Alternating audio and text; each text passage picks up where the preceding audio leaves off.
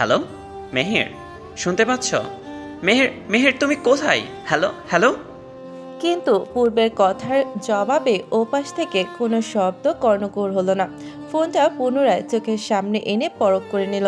নাম্বারটা জল করছে ফোনের স্ক্রিনে, তবে কথা বলছে না কেন মেয়েটা?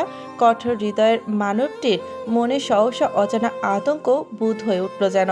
কে বলেছে এই মানুষটির হৃদয় নেই? এই মানুষটি নাকি কোনো কিছুতেই ভয় পায় না। এই তো কি সুন্দর, বুকের ভেতরটা অজানা ভয়ে ঘাবড়ে দুমড়ে মুচড়ে উঠছে তার। কপাল বেয়ে ঘাম টপ টপ করে পড়ছে এসির গাড়ির ভেতরে বসে থাকার সত্ত্বেও। কানের পাশে চেপে ধরতেই এমন পৌরুষালী কণ্ঠ কানে প্রবেশ করা মাত্রই পূর্বের চোয়াল শক্ত হয়ে উঠল। গাড়ির স্টিয়ারিংটা এক হাতে শক্ত করে চেপে ধরল, তৎক্ষণাৎ নিজের রাগ নিয়ন্ত্রণ করতে। মেয়েরিস কল দিয়েছে ঠিকই, তবে ফোনটা উঠিয়ে আর কানের পাশে ধরতে পারেনি। পারবেই বা কি করে? তার হাত দুটো যে বাঁধা। তবে তৎক্ষণাৎ মেহেরিসের উপস্থিতি থাকা রুমটির দরজার সামনে পুরুষালী একটি অবয়ব দেখতে পেয়েই হঠাৎ নিশ্চুপ হয়ে যায় মেহেরিস। পরক্ষণেই সেই পুরুষালী কণ্ঠটি শুনে আতঙ্কে ভয়ে তটস্থ মেহেরিসের বুঝতে আর বাকি নেই অবয়বটি কার। যা দেখে কাঁপা কাঁপা গলায় বলে উঠল মেহেরিস। রিক, রিক,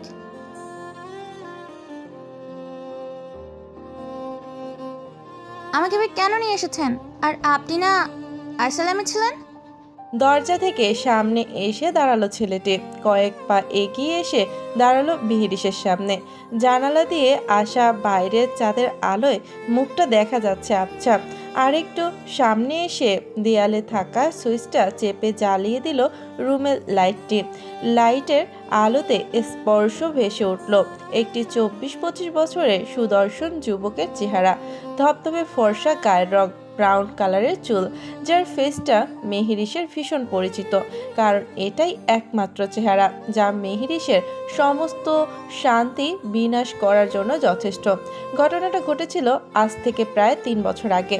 মেহেরিস ছোটবেলা থেকে খুবই চঞ্চল প্রকৃতির মেয়ে, সারাক্ষণ হেসে খেলে পার করা মানুষ। তখন মেহেরিস স্কুলে পড়তো। তাদের বাড়ির পাশে একজন নতুন প্রতিবেশী আসে। মহিলাটার একটি মেয়ে ছিল মেহেরিসেরই মতন। খুব আদরের করতেন তিনি মেহেরিসকে। তার মায়ের নাম ছিল রুষা। মেহেরিসদের বাড়িতে প্রায় আসতো রুষা।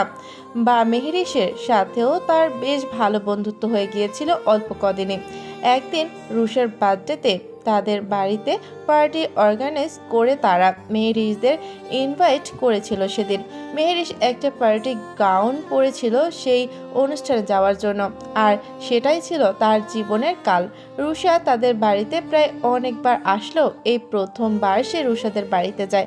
মোটামুটি অনেক মানুষদের ইনভাইট করা হয়েছিল সেদিন। কেক কাটার পর সেটা রুষা মেহেরিসের মুখে মেখে দিলে তা পরিষ্কার করার জন্য মেহেরিস সাধারণত রুষাদের ওয়াশরুমের দিকে যাওয়ার জন্য অগ্রসর হয়েছিল। ওয়াশরুমে যাওয়ার রাস্তায় হঠাৎ একটা রুমের ভিতর কারো কান্নার শব্দ শুনতে পেয়ে রুমের দরজার সামনে পা দুটো থেমে যায় তার। কৌতূহল জিনিসটা মেহেরিসের ছোট থেকেই একটু বেশি। সেই কৌতূহল নিয়েই কান পেতে শোনার চেষ্টা করে, মূলত রুমের ভেতর কে আছে তা জানার জন্য। রুমটার দরজাটা বাইরে থেকে লক করা। রুষার ফ্যামিলি কাকে এমন রুমের ভেতর লক করে রেখেছে সে যতটুকু জানে, রুষাদের ফ্যামিলিতে শুধু মাত্র সে আর তার মা এবং বাবা আছে। তাহলে এই রুমের ভিতরে কে? ভাবুক মেহেরিসের এমন ভাবনায় মশগুল হয়ে পড়লে কান্নার শব্দটা আস্তে আস্তে আরো বেড়ে যেতে লাগলো। কোনো উপায়ন্তর না পেয়ে মেহেরিস আচমকা দরজা খুলে প্রবেশ করে রুমের ভেতরে। রুমে প্রবেশ করে চারপাশে কাউকে দেখতে পেল না মেহেরিস। তবে রুমের ভেতর প্রবেশ করা মাত্রই থেমে গেল কান্নার শব্দটা। সাথে সাথে আচানক কেউ তার হাত চেপে ধরলো দরজার আড়াল থেকে এগিয়ে এসে। বিষয়টা মেহেরিসের মস্তিষ্কে আহরণ করতে কিঞ্চিত সময় লেগেছিল। সেদিন সে স্পষ্ট দেখেছিল রিকের চেহারাটা। মেহেরিস হাত ছাড়ানোর চেষ্টা করলেই রিক আরো শক্ত করে চেপে ধরে তার হাত। উপায়ন্তর না পেয়ে চিৎকার দিতে শুরু করে মেহেরিস। তবে বাড়ি ভর্তি মানুষ, তার উপর আবার মিউজিকের শব্দে সে চিৎকার নিচ অবধি পৌঁছায়নি তার। নিজেকে ছাড়ানোর অনেক চেষ্টা করতে থাকে মেহেরিশ, অতঃপর তার কানে ভেসে আসে,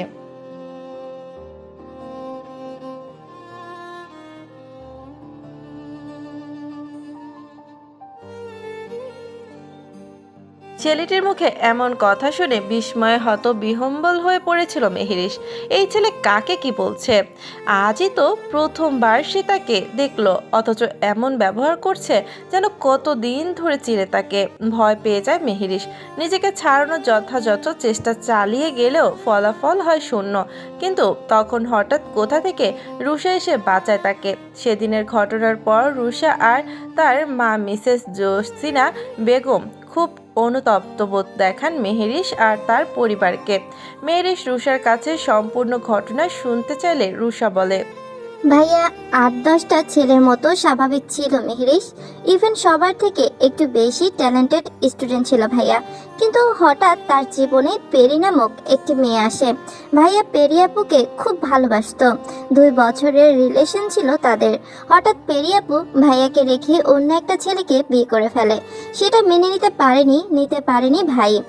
ড্রাগস নেওয়া শুরু করে। শুরু হয় ভাইয়ার পাগলামি। তারপর হঠাৎ একদিন শুনতে পাই পেরি আপু নাকি সুইসাইড করেছে। যা শোনার পর আজ আমার ভাইয়ের এই অবস্থা। মানসিক ভারসাম্য হারিয়ে ফেলে পুরোপুরি পাগল। এর জন্যই আমরা আমাদের বাড়ি বিক্রি করে এখানে এসে পড়ি। এখানে সাথেই তো একটা অ্যাসাইনমেন্ট আছে, আর আমাদের এক আন্টিও সেখানেই ডাক্তার, যে ভাইয়াকে বাড়িতে এসে ট্রিটমেন্ট করে যায় প্রতিদিন। তাহলে তুমি আমাকে এতদিন জানাওনি কেন ওনার কথা?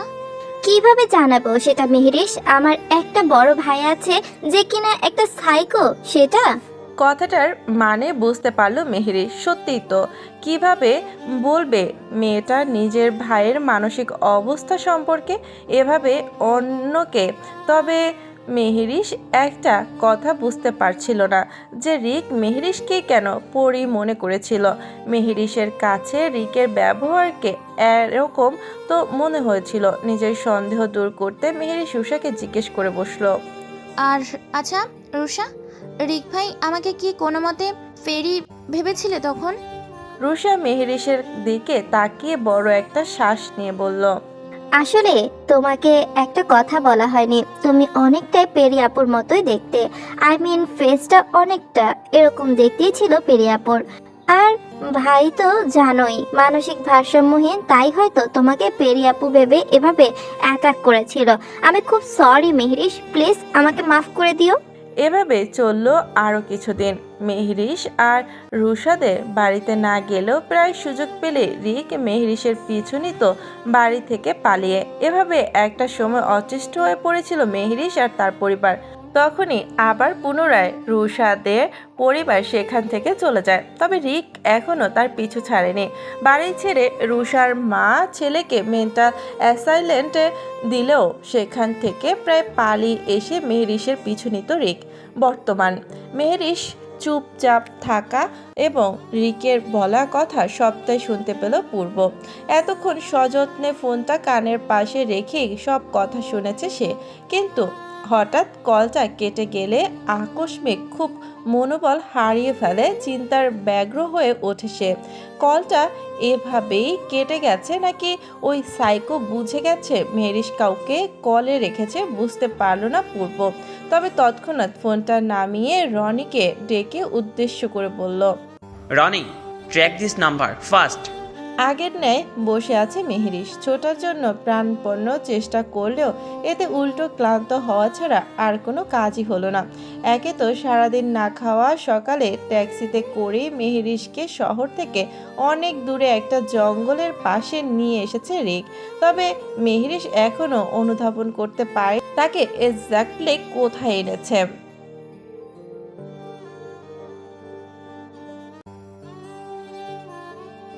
কিন্তু মেহেরের যে রিকের দেখানো খাবারগুলো পছন্দ তো দূর, খেয়েও দেখেনি কোনোদিন। রিকের হাতে রাখা হাফ বয়েল সিদ্ধ খাবার, যা অপছন্দ করে মেহেরিশ। তবে বুঝতে পারলো যে হয়তো পরি এসব খাবার পছন্দ করত, তাই তাকে এসব কাঁচা শাকসবজি খেতে বলছে সাইকোটা। এখন তো মেহেরিসের কাছে এসব কাঁচা সিদ্ধ খাবার মনে হচ্ছে প্রসাদের মতো। এখন তো মেহেরিসের কাছে এসব কাঁচা সিদ্ধ খাবারও মনে হচ্ছে প্রসাদের মতো। একে তো পেটে প্রচুর ক্ষুধা, তার উপর যদি না খেয়ে থাকে তাহলে শরীর দুর্বল হয়ে পড়বে তার। আর এখন থেকে পালাতেও পারবে না এই দুর্বল শরীরে। মেহেরিসকে করতে দেখে আর একটু ঝেঁকে গিয়ে বসলো রিক মেহেরিসের সম্মুখে। রিনরিন স্বরে বলল,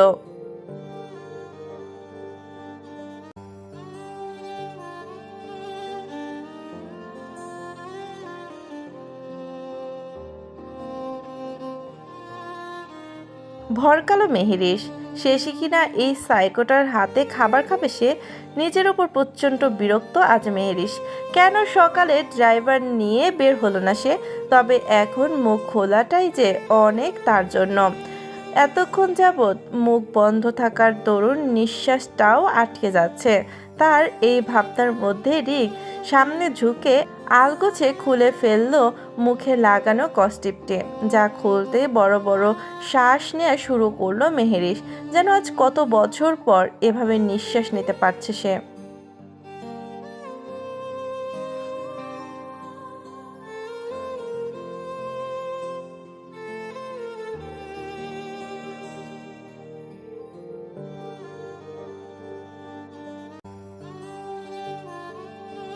রিকের কথা থেকে বোঝা গেল তারা যে এই মুহূর্তে শহর থেকে অনেক দূরে আছে।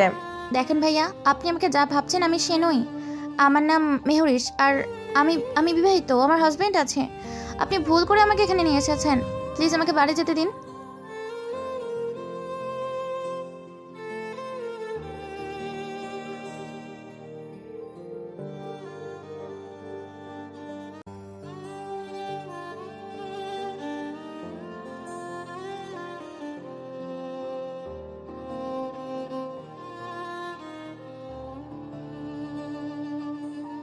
বলে উচ্চস্বরে হাসা শুরু করলো রিক।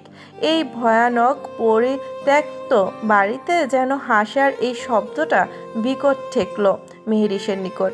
মনে মনে দোয়া করছে মেহেরিস, এবার হয়তো আর সে এই সাইকোর থেকে রক্ষা পাবে না।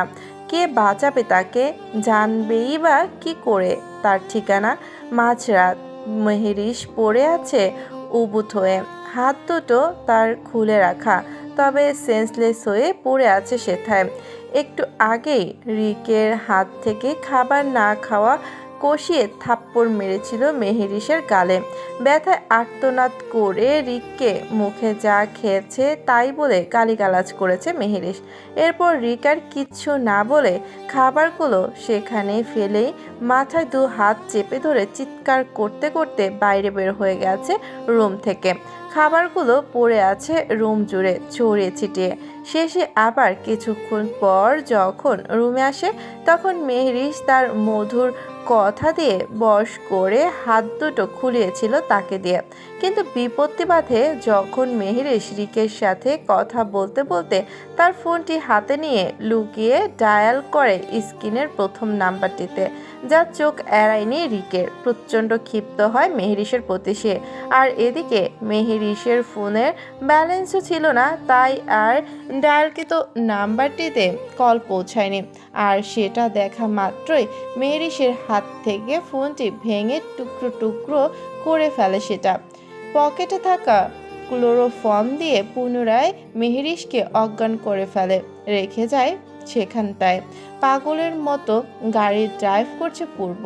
ফোন ট্র্যাক করে জেনেছে জায়গাটি শহর থেকে অনেক দূরে। তখন থেকে ড্রাইভ করে যাচ্ছে সে পাগলের মতো। লোকেশনের কাছাকাছি এসে হঠাৎ ফোনের ট্র্যাকিং ডিভাইসটি অফ হয়ে যায়। চিহ্নিত স্থানটি আর দেখা না যাওয়াতে বেশ রেগে ওঠে পূর্ব। রনি সাব্বির তার পাশেই ছিল, পেছনের সিটে বসা। তবে তারা সেই মেহেরিসকে রাখা সেই বাড়িটির আশেপাশে এসে পৌঁছেছে ইতিমধ্যে। রিক দাঁড়িয়ে আছে মেহেরিসের সম্মুখে। ঘুমন্ত মেহেরিসকে মন ভরে দেখছে সে, যেন দীর্ঘদিনের পিপাসা মুক্ত করছে তার প্রিয় মানুষটিকে দেখে। তার পরি যাকে সে খুব ভালোবাসতো।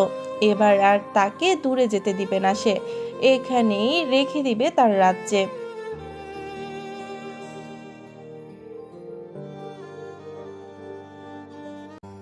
বলেই মেহেরিসের দিকে ঝুঁকে দু হাত গাল দুটো ধরে ঝাঁকানো শুরু করে দিল রিক।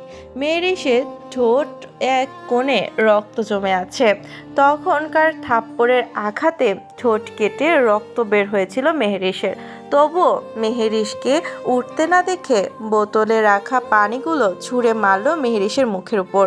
চোখ পিটপিট করে চাইল মেহেরিস, তবে শরীর ভীষণ দুর্বল লাগছে তার।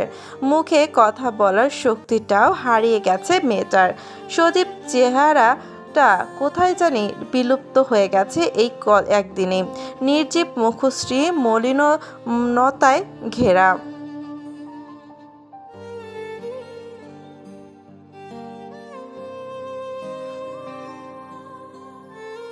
ঢুলুঢুলু চোখে মেহেরিস উত্তরে বলল, আমাকে বাড়িতে যেতে দিন প্লিজ।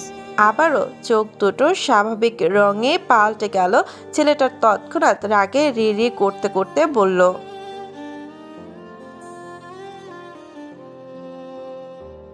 বলেই পকেট থেকে একটা ছোট্ট ধারালো ছুরি বের করে হিসিয়ে পুনরায় বলল, আমি বাড়ি যাব। আপনি একটা সাইকো, পাগল কোথাকার। কতবার বলবো আমি পেরি না, আমি মেহরিশ। হাতের ছুরিটা গলার কাছে চেপে ধরল মেহেরিসে। আরেকটু হলেই তো গলার রগ ভেদ করলো বলে ভয়ে কাবু হয়ে গেল মেয়েটা। অথচ সেদিকে বিন্দু মাত্র হেলদোল নেই ছেলেটার। এই এই don't don't please, don't do that. ভয় পাচ্ছে, প্লিজ প্লিজ রিক, ওটা নিচে নামাও। দরজার সামনে দাঁড়িয়ে থাকা পুরুষালী কণ্ঠে দরজার পানে চাইল রিক। সাথে চোখ গেল মেহেরিসের উপর। পূর্বকে এমন সময় এখানে উপস্থিত দেখে রুহু ফিরে আসলো যেন মেয়েটার। এভাবে অনাকাঙ্ক্ষিত ভাবে এই মানুষটিকে এখানে দেখবে কল্পনাও করেনি মেহেরিস। এই লোক কি তাহলে যায়নি এখানে? কি করে আসলো? এত কিছু ভাবতে পারলো না মেহেরিস। হু হু করে উচ্চ স্বরে কাঁদা শুরু করে দিল প্রিয় মানুষটিকে চোখের সামনে দেখেই। ঘটনার আকস্মিকতা এই মুহূর্তে এখানে উপস্থিত পূর্বকে দেখে বিস্মিত হলো রিক। এখানে এই অসময়ে এরা কোথা থেকে এলো? আর এরাই বা কে? তবে পূর্ব এবং তার পিছনে দাঁড়িয়ে থাকা রনি আর সাব্বিরকে দেখে এটা বুঝতে পারলো যে নিশ্চয়ই এরা তার পেরিকে তার কাছ থেকে ছিনিয়ে নিতে এসেছে। গলায় চেপে ধরা ছুরিটা আরও গভীরভাবে লাগিয়ে ধরলো গলার সাথে। কয়েক ফোঁটা রক্ত ঝরছে ইতিমধ্যে। মেহেরিস এখনো আগের ন্যায় উচ্চস্বরে কেঁদে যাচ্ছে। এতক্ষণ মনের মধ্যে সাহসিকতা সঞ্চয় করা মেয়েটা হঠাৎই কেমন বাচ্চা সুলভ আচরণ করছে তার প্রিয় মানুষটিকে দেখে। Bastard, keep the knife wave the from truth. গর্জি ওঠে হুঙ্কার ছাড়ার ন্যায় আদেশ করলো মেহেরিসের গলার ছুরি চেপে ধরা রিককে। তবে এতে যেন রিক আরো বেশি উতলা হয়ে উঠল। ইংরেজি শব্দে রাগে রিরি করতে করতে দরজার সামনে দাঁড়িয়ে থাকা পূর্বকে উদ্দেশ্য করে বলল,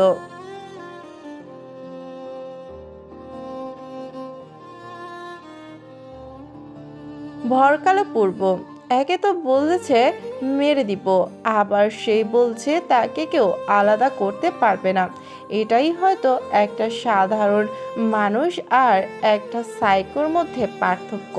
তবে পেরি কাকে বলছে এই ছেলে? ও তো মেহেরিস, তার মেহেরিস। অতঃপর এসব চিন্তা মাথা থেকে দূরে সরিয়ে ফেলে পুনরায় শান্ত কণ্ঠে বলে উঠল, রিক, কাম ডাউন ব্রো, প্লিজ রিল্যাক্স। ব্যথা পাচ্ছ, নিচে নামাও ওটা। তুমি বলো তোমার কি লাগবে, যা চাইবে তাই দিব। প্লিজ আগে ওটা নিচে নামাও, আই রিকোয়েস্ট ইউ। হতবিহম্বল সাব্বির আর রনি পূর্বের এহেন কথাবার্তায় পূর্বর এমন নরম রূপ এই প্রথমবার দেখল তারা। তাদের চোখের সামনে মেহেরিসের এমন মর্মান্তিক দৃশ্য বাদ দিয়ে উদ্র গিফট তারা দুইজন পূর্বের এই আচরণের মানে বুঝতে সব মানুষেরই একটা দুর্বলতা থাকে।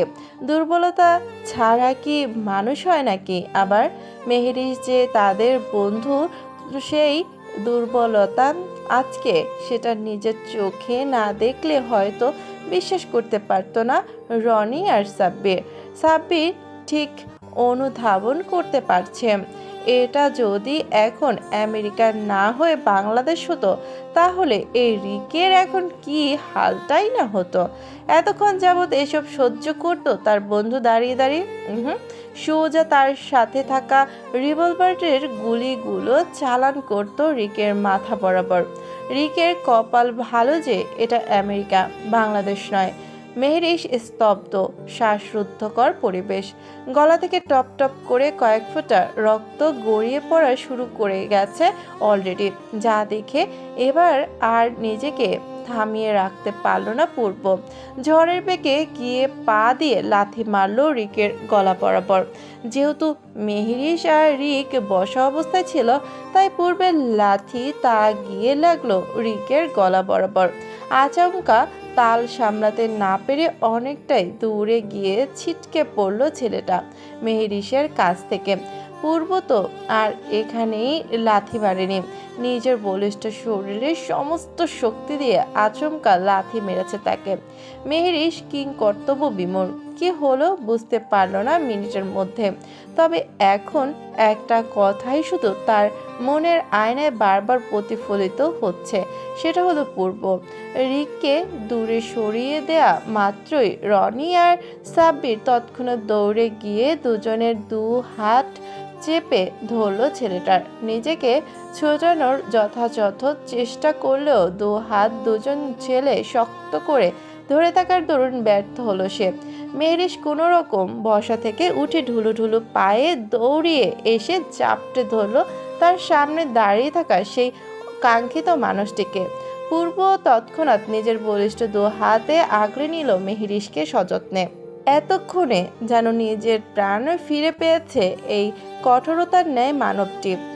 আকস্মিক মেহেরিসের ভয় উদ্বিগ্ন সব যেন বিলীন হয়ে গেল পূর্বের বুকে ঠাঁই পেয়ে। মেহেরিসকে শক্তভাবে আবদ্ধ করে নিল পূর্ব তার বাহু বন্ধনে। তবে পূর্বের ঈগলের ন্যায় চোখ দুটি এখনো রনি আর সাব্বিরের ধরে থাকা রিকের উপর নিবদ্ধ। দুই চোখে দাউ দাউ করে জ্বলছে যেন দাবানলের অনল, যেন চোখ দিয়ে ভস্ম করে দিবে সে রিককে। রিক এখনো মেহেরিসকে উদ্দেশ্য করে যা নয় তা বলে যাচ্ছে। সহ্য করতে পারছে না ছেলেটা তার সামনে তার পেরিয়ে অন্য একটা ছেলেকে জড়িয়ে ধরে আছে, অথচ কিছুই করতে পারছে না সে। নিজেকে ছাড়ানোর পশ্চাৎ চেষ্টা চালালো অবিলম্বে। পূর্বে সেই অগ্নি কুণ্ডলী পাকা চোখ এখন রিকের উপরই নিবদ্ধ। তৎক্ষণাৎ মেহেরিসকে সরিয়ে দিয়ে দৌড়ে গিয়ে এলো পাথারে ঘুষি মারা শুরু করলো রিক নামের ছেলেটার উপর। নিজের সমস্ত শক্তি দিয়ে একটার পর একটা আঘাত করেই যাচ্ছে পূর্ব। রনি আর সাব্বির পূর্বর এই রূপ দেখে রকিকে ছেড়ে দিয়ে পূর্বকে থামাতে ব্যস্ত হয়ে পড়ল। পূর্বের রাগ সম্পর্কে অবগত তারা। শেষ পর্যন্ত না ছেলেটাকে প্রাণী মেরে ফেলে।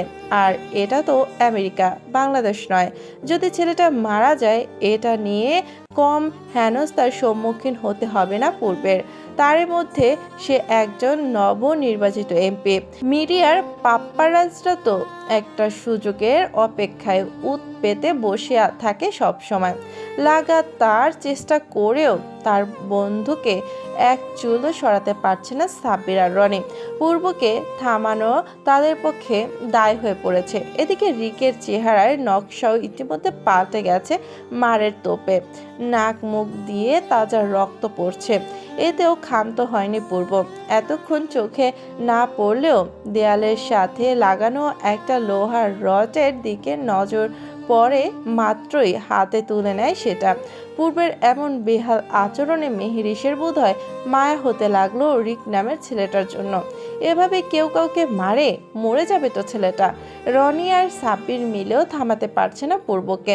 মেহেরিস নিজেকে স্বাভাবিক করে এগিয়ে যায় পূর্বের দিকে, থামতে বলে তাকে, কিন্তু বিনিময়ে কোনো লাভ হলো বলে মনে হলো না। পূর্ব নিজের মধ্যে নেই আজ। কুত্তার বাচ্চা, তুই কার দিকে নজর দিয়েছিস? আজকে তোকে মেরে ফেলবো এখানে, পুঁতেই যাব। ভাই ছেড়ে দে, মরে গেলে অনেক ঝামেলায় পড়তে হবে তোকে। এটা বাংলাদেশ নয়, এটা আমেরিকা। মেহরিশ তার রুমে রেস্ট নিচ্ছে। তখন বহু কষ্টতে সাব্বির আর রনি মিলে পূর্বকে থামাতে পেরেছিল। রনি পুলিশদের ইনফর্ম করে ওখানে নিয়ে আসে। সব কিছু রনি হ্যান্ডেল করে নেয়। রনির সাথে সাব্বিরও থেকে যায়। মেহরিশকে নিয়ে পূর্ব চলে আসে বাড়িতে। আলতাফ সাহেব পূর্বর সাথে মেয়েকে দেখতে পেয়ে খুশিতে গদগদ হয়ে উঠেছিলেন। মিন্নাত বেগমের পূর্বের প্রতি বিশ্বাসটা যেন বিফলে গেল না। তিনি তো বিশ্বাস করেছিলেন এই ছেলেটার উপর। তবে মেহরিশকে বাড়িতে আনার সময় আগে হসপিটাল থেকে কিছু ট্রিটমেন্ট করে নিয়ে আসে পূর্ব। ভোর রাতে এমার্জেন্সিতে নিয়ে গিয়েছিল। আলতাফ সাহেব মেয়ের গলায় সাদা ব্যান্ডেজ দেখে চিন্তিত ভঙ্গিতে চেয়ে রইলেন। পরক্ষণে কিছু একটা ভেবে নিজেকে সান্ত্বনা দেয়। তাদের মেয়ে যে সহি সালামতে বাড়িতে ফিরে এসেছে এটাই যে অনেক তাদের নিকট। পুরো রাস্তায় একটি কথাও বলেনি পূর্ব। তখন হাসপাতালের ডাক্তাররা জিজ্ঞেস করলে বলেছে অ্যাক্সিডেন্ট হয়েছে। সে অনুযায়ী ট্রিটমেন্ট করেছে ডাক্তার মেহরিশকে। তবে এছাড়াও আরও একটি কথা বলেনি পূর্ব। মেহরিশও আগ বাড়িয়ে আর কিছু জিজ্ঞেস করেনি। হয়তো বুঝতে পেরেছিল কোনো কারণে রেগে আছে পূর্ব তার উপর। না জানি কখন আবার বোম ব্লাস্ট হয়। এর থেকে ভালো সে চুপ থাকুক। মনের ভিতর তো অনেক প্রশ্ন জমা বেঁধেছে মেহরিশের। তাকে কিভাবে খুঁজে পেল পূর্ব? আর তার তো যাওয়ার কথা ছিল, তাহলে যায়নি কেন? ভোর হতে চলল মেহরিশকে তখন বাড়িতে এনেই পূর্ব কাউকে কিচ্ছু না বলে পুনরায় চলে যায় সেখান থেকে। ধরণী তার সমস্ত তিমিরাচ্ছন্ন ভাব কাটিয়ে উদিত হয়েছে কিরণ। ঘড়ির কাঁটায় বেলা 9টা। শেষ রাতে ঘুমানোর দরুন মেহরিশ এখনো তলিয়ে আছে নিদ্রায়। হঠাৎ কারো চিল্লাচিল্লির শব্দে ঘুম ভেঙে গেল মেহরিশের। তাদের বাড়িতে এভাবে চিল্লাচ্ছে করছে কে? আর মোড়া ভেঙে উঠে বসলো সে। বোঝার চেষ্টা করলো শব্দটা কিসের হচ্ছে। সেটা জানার জন্য ভালো করে খেয়াল করেই কানে আসলো তার বাবার কণ্ঠস্বর। কিন্তু এত সকালে তার বাবা চেঁচাচ্ছে কার সাথে? আকস্মিক কোথা থেকে দৌড়িয়ে এসে মেহরিশের সামনে হাঁপাতে হাঁপাতে মিরাজ বলে উঠল, মেহেরেশ আপু, জানো কি হয়েছে? পূর্ব ভাইয়া এসেছে আমাদের বাড়িতে। গতকাল শেষ রাতের দিকে মেহরিশকে পূর্ব বাড়িতে দিয়ে যাওয়ার দরুন মিরাজ আর পূর্বকে দেখেনি। তখন ঘুমিয়েছিল ছেলেটা। তবে আজ সকালে তার বাবাকে পূর্বর সাথে চেঁচামেচি করতে দেখে দৌড়িয়ে এসেছে বোনের কাছে তদারকি করতে। ঠোঁট বাঁকিয়ে মেহেরির ছোট্ট মিরাজের উদ্দেশ্যে প্রশ্ন ছুড়ল, কি নিয়ে চিৎলাচ্ছে পাপা? পূর্ব ভাই তোমাকে তার সাথে নিয়ে যেতে এসেছে। তোমাকে তার সাথে আবার বাংলাদেশে নিয়ে যাবে, কিন্তু পাপা যেতে দিবে না তোমাকে। মেহরিশ কিঞ্চিত অবাক হলো মিরাজের কথায়। আবার পরক্ষণে মুখটা কেমন মলিন হয়ে গেল। সেও তো চায় ওই লোকটার কাছাকাছি থাকতে। ভালোবেসে ফেলেছে মেহরিশ ওই লোকটাকে। আর কালকের পর তো আরো বেশি দুর্বল হয়ে পড়েছে সব। কিন্তু তার বাবা কি যেতে দিবে তাকে? আর তাছাড়া সামনেও তো তার ফাইনাল এক্সাম। কিচ্ছু মাথা ঢুকছে না তার। কোনো রকম উঠে ফ্রেশ হয়ে পরনে সেই নাইটি ড্রেসটি পরে নিচে নেমে আসলো মেহরিশ। পরক্ষণে আবার কিছু মনে পড়ার মতো দৌড়িয়ে গিয়ে একটা স্কার্ফ গলায় ঝুলিয়ে নিল সযত্নে। মিরাজ তখন বোনের কাছে এই কথা পাচার করেই সেখান থেকে চলে যায়। মেহরিশও এই মাত্রই কেবল নিচে নামবে বলে দরজা খুলতেই পূর্বকে নিজের রুমের সামনে দেখে আকস্মিক ঘটনায় বিস্মিত নয়নে তাকিয়ে বোঝার চেষ্টায় মগ্ন হলো মেয়েটা। এই লোক হঠাৎ করে কোথা থেকে হাজির হয় চোখের পলকেই তার সামনে মাথায় ঢোকে না মেহরিশের। তার এমন ভাবনার মধ্যে পূর্ব মেহরিশকে আচমকা হ্যাচকা টেনে তার রুমের ভেতর প্রবেশ করিয়ে দরজাটা ড্রিম করে লাগিয়ে দেয়। চোখে মুখে রাগের বহিঃপ্রকাশ স্পষ্ট ভেসে উঠছে তার। লাল হয়ে আছে চোখের রং, চোয়াল শক্ত, পারছে না সমস্ত রাগ মেহেরিসের উপর উপচে দিতে, যেন মেহেরিসই এই তার সমস্ত রাগের কারণ। মেহেরিসের দিকে তাকিয়ে হিসিয়ে বলল, যা জিজ্ঞেস করব ঠিকঠাক তার উত্তর দিবি। একটা বাড়তি প্যাচাল পারবি, এমনিতেই মাথা গরম হয়ে আছে আমার। তোর বাবা মেয়ে মিলে পাগল বানিয়ে দিয়েছিস আমাকে। বলেই আবার থেমে মেহেরিসের দিকে তীক্ষ্ণ দৃষ্টিতে চেয়ে গম গম স্বরে ফের বলে উঠল, আজ বিকালে বাংলাদেশে ব্যাক করছি আমি। তোর বাপ যেতে দিবে না আমার সাথে তোকে। তুই কি যেতে চাস? Just yes or no. তবে একটা কথা মাথায় রাখিস, উত্তর যদি না হয় তাহলে সারা জীবনের জন্য আমাকে হারাবি। প্রচণ্ড রকমের ভরকালো মেহেরিস। এমন অবস্থা থেকে তার কাছে গতকালের অবস্থাটা হয়তো ভালো ছিল বলে মনে হচ্ছে। কি বলবে মেহেরিস এখন? এই মানুষটাকে সারা জীবনের জন্য হারাতে পারবে সে। নিজের থেকেও বেশি ভালোবেসে ফেলেছে এই কদিনই লোকটাকে। আর এখান থেকেও তো তার পাপা রাজি হবে না যেতে দিতে তাকে। পাপার ইচ্ছার বিরুদ্ধে কিভাবে যাবে সে? এছাড়া আর কিছু দিন পরেই তো তার ফাইনাল এক্সাম। যা বলবি দ্রুত। তোর বাপ মেয়ের মতো ফালতু টাইম নেই আমার। ফার্স্ট। আমি আমি আসলে পাপার ইচ্ছের বিরুদ্ধে গিয়ে আপনার সাথে যেতে পারবো না। আমি নিজের উপর বিদ্রুপ হাসল পূর্ব। এই মেয়ের জন্য সে এত পাগলামি করলো। হয়তো জানতো মেহেরিসের উত্তর ঠিক এটাই হবে, তাই বেশি অবাক হলো না পূর্ব এতে আর। এমন সময় আচানকে মেহেরিসের দরজা জোরে জোরে ধাক্কাতে শুরু করে আলতাফ সাহেব। পূর্ব তখন আলতাফ সাহেবের থেকে রেগে গিয়েই উপরে তার মেয়ের রুমে আসে। রাগের বশে না, আবার মেয়েটার গায়ে হাত তুলে ফেলে। সেই ভয়েই এতক্ষণ বসে থাকলেও নিজেকে আর ঠিক রাখতে না পেরে একটা সময় দৌড়িয়ে উপরে চলে আসেন মেহেরিসের কক্ষের সামনে। মেহেরিস মা, দরজা খোলো, ভয় পেও না, পাপা আসি এখানে। আলতাফ সাহেবের এহেন কথায় বিদ্রুপ স্বরে পূর্ব বলে উঠল, এরকম শ্বশুর বাপের জন্মের প্রথম দেখলাম। মেয়ে আর মেয়ের জামাইয়ের রুমে একা টাইম স্পেন্ড করছে, আর শ্বশুর এসে সেখানে হাত ঢুকাচ্ছে। গুড। তবে মেহেরিস এখনো দেয়ালের এক কোণায় দাঁড়িয়ে গলায় থাকা স্কার্ফটি দু হাত দিয়ে খামচিয়ে যাচ্ছে। এতক্ষণ পূর্ব তার পূর্ণ দৃষ্টি স্থাপন করলো মেহেরিসের পরনে মিকি মাউসের ছোট ছোট ছাপের সাথে আকাশি রঙের প্যান্ট আর তার সাথে ম্যাচিং করা হাফ হাতা শার্ট। মেহেরিসকে এখন ছোট্ট খাটো একটা বাচ্চার মতো ঠেকছে তার নিকট। রাগের তোপে তখন খেয়াল করেনি সেটা সে। তার উপর আবার গলায় ঝোলানো সাদা রঙের একটি স্কার্ফ। হ্যাঁ, এটা সেই পছন্দ করে কিনে দিয়েছিল সেদিন রাতে। গলার ক্ষত স্থানটিতে ছোট্ট একটা ব্যান্ডেজ করা। ঘুম থেকে উঠেছে বোধহয় এই মাত্রই। ফোলা ফোলা চোখ মুখ, চুলগুলো এলোমেলোভাবে ছড়িয়ে ছিটিয়ে আছে পিঠ জুড়ে।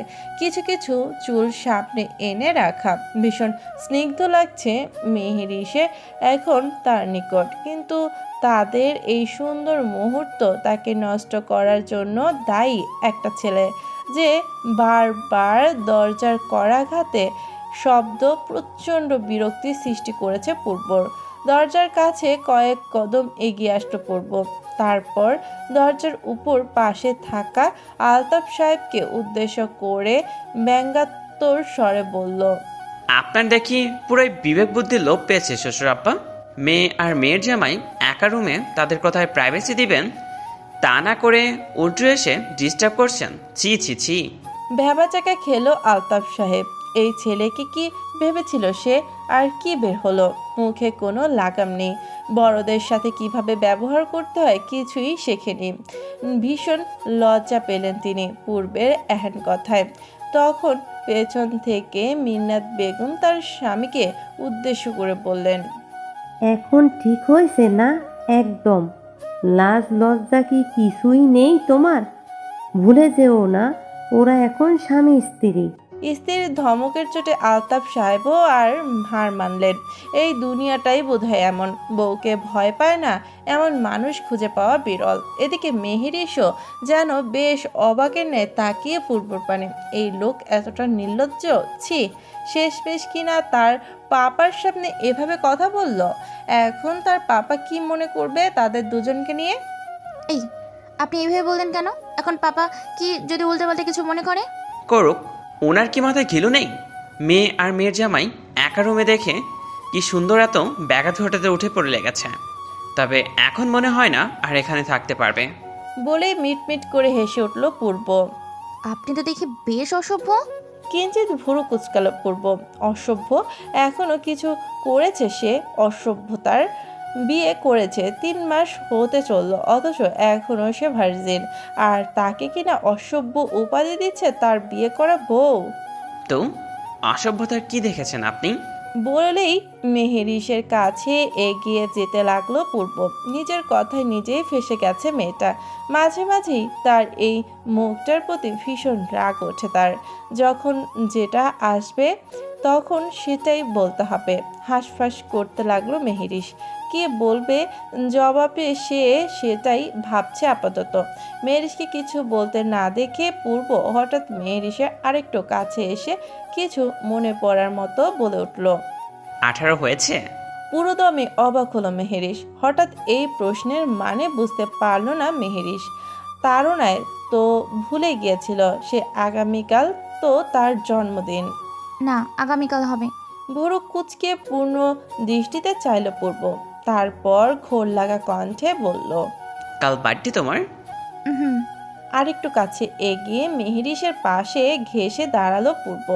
নিজের ওই বাজ পাখির ন্যায় চোখ দিয়ে পর্যবেক্ষণ করছে মেহেরিসের আপাদমস্তক। পূর্বকে এভাবে নিজেকে পরখ করতে দেখে বেশ ইতস্তত বোধ কাজ করছে মেহেরিসের মধ্যে, যা দেখে বেশ মজা পাচ্ছে পূর্ব। আরেকটু কাছে এসে মেহেরিসের দিকে ঝুঁকে কানের কাছে গিয়ে ফিসফিস করে বলল, মেহের, তোমাকে আজ আমি যদি একটু গভীরভাবে ছুঁয়ে দেই তাহলে কি রাগ করবে?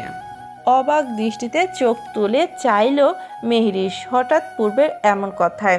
পূর্ব ওই ঘোর লাগা চোখে চেয়ে যেন আরও লজ্জায় আড়ষ্ট হয়ে উঠল মেয়েটা। সাথে সাথে চোখ নামিয়ে ফেলল নিচের দিকে। পূর্ব তাকে কি বোঝাতে চাইছে বুঝতে পারল মেহরিস।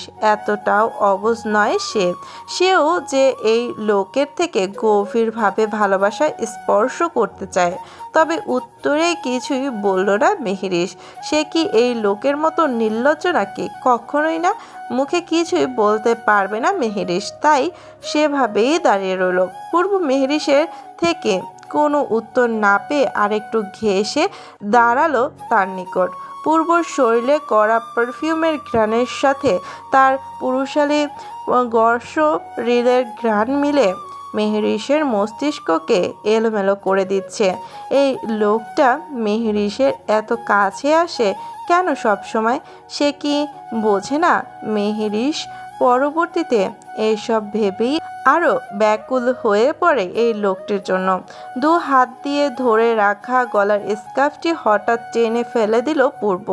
যখনই মেহরিসের এত কাছাকাছি আসে নিজের মধ্যে থাকে না সে। এই তো একটু আগেই তো কত রাগ নিয়ে এসেছে এখানে সে, অথচ এই মেয়েকে দেখা মাত্রই সব রাগ পানি হয়ে যায় তার।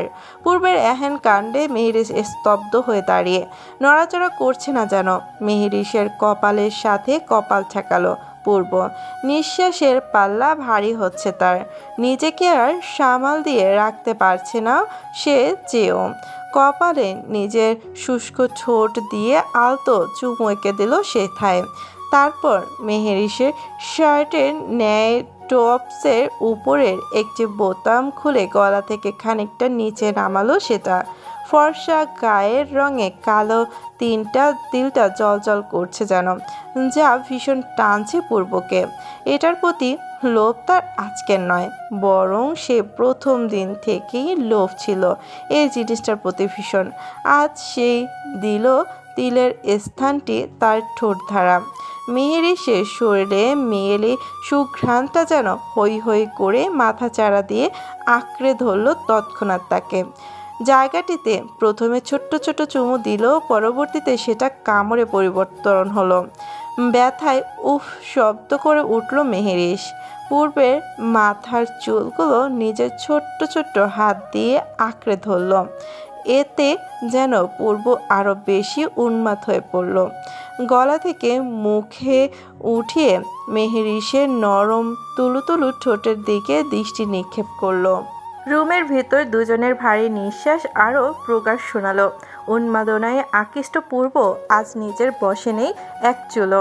মেহেরিস তার আশেপাশে থাকলেই যেন বেসামাল হয়ে পড়ে সে।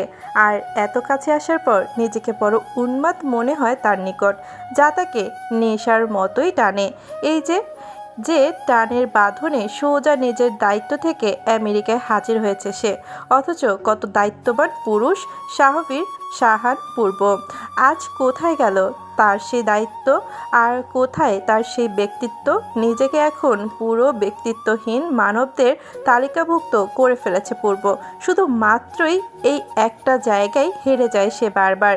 এই যে মেয়েটা একটু আগে কি নিখুঁতভাবে তাকে না করে দিল তার সাথে যাবে না, অথচ কোথায় সে রেগে গিয়ে মেহেরিসকে কিছু বলবে তো দূরে, নিজেই উল্টো এই মেয়ের উপর বেসামাল হয়ে পড়েছে। নিজের এই অসংযত আচরণের উপর নিজেই ক্ষুব্ধ পূর্ব। তার কাছে এই সব কিছুই একপাক্ষিক বলেই মনে হচ্ছে। না, সে কেন এভাবে একা এই বিরহের দহনে পড়বে? সে তার সামনের মানুষটিকেও বোঝাবে নিজেকে সামাল দেওয়া কতটা বেদনাদায়ক। এদিকে মেহেরিসের গলায় পূর্বের দেয়া সেই কামড়ের দাগটা মুহূর্তের মধ্যে লালচে বরণ ধারণ করেছে।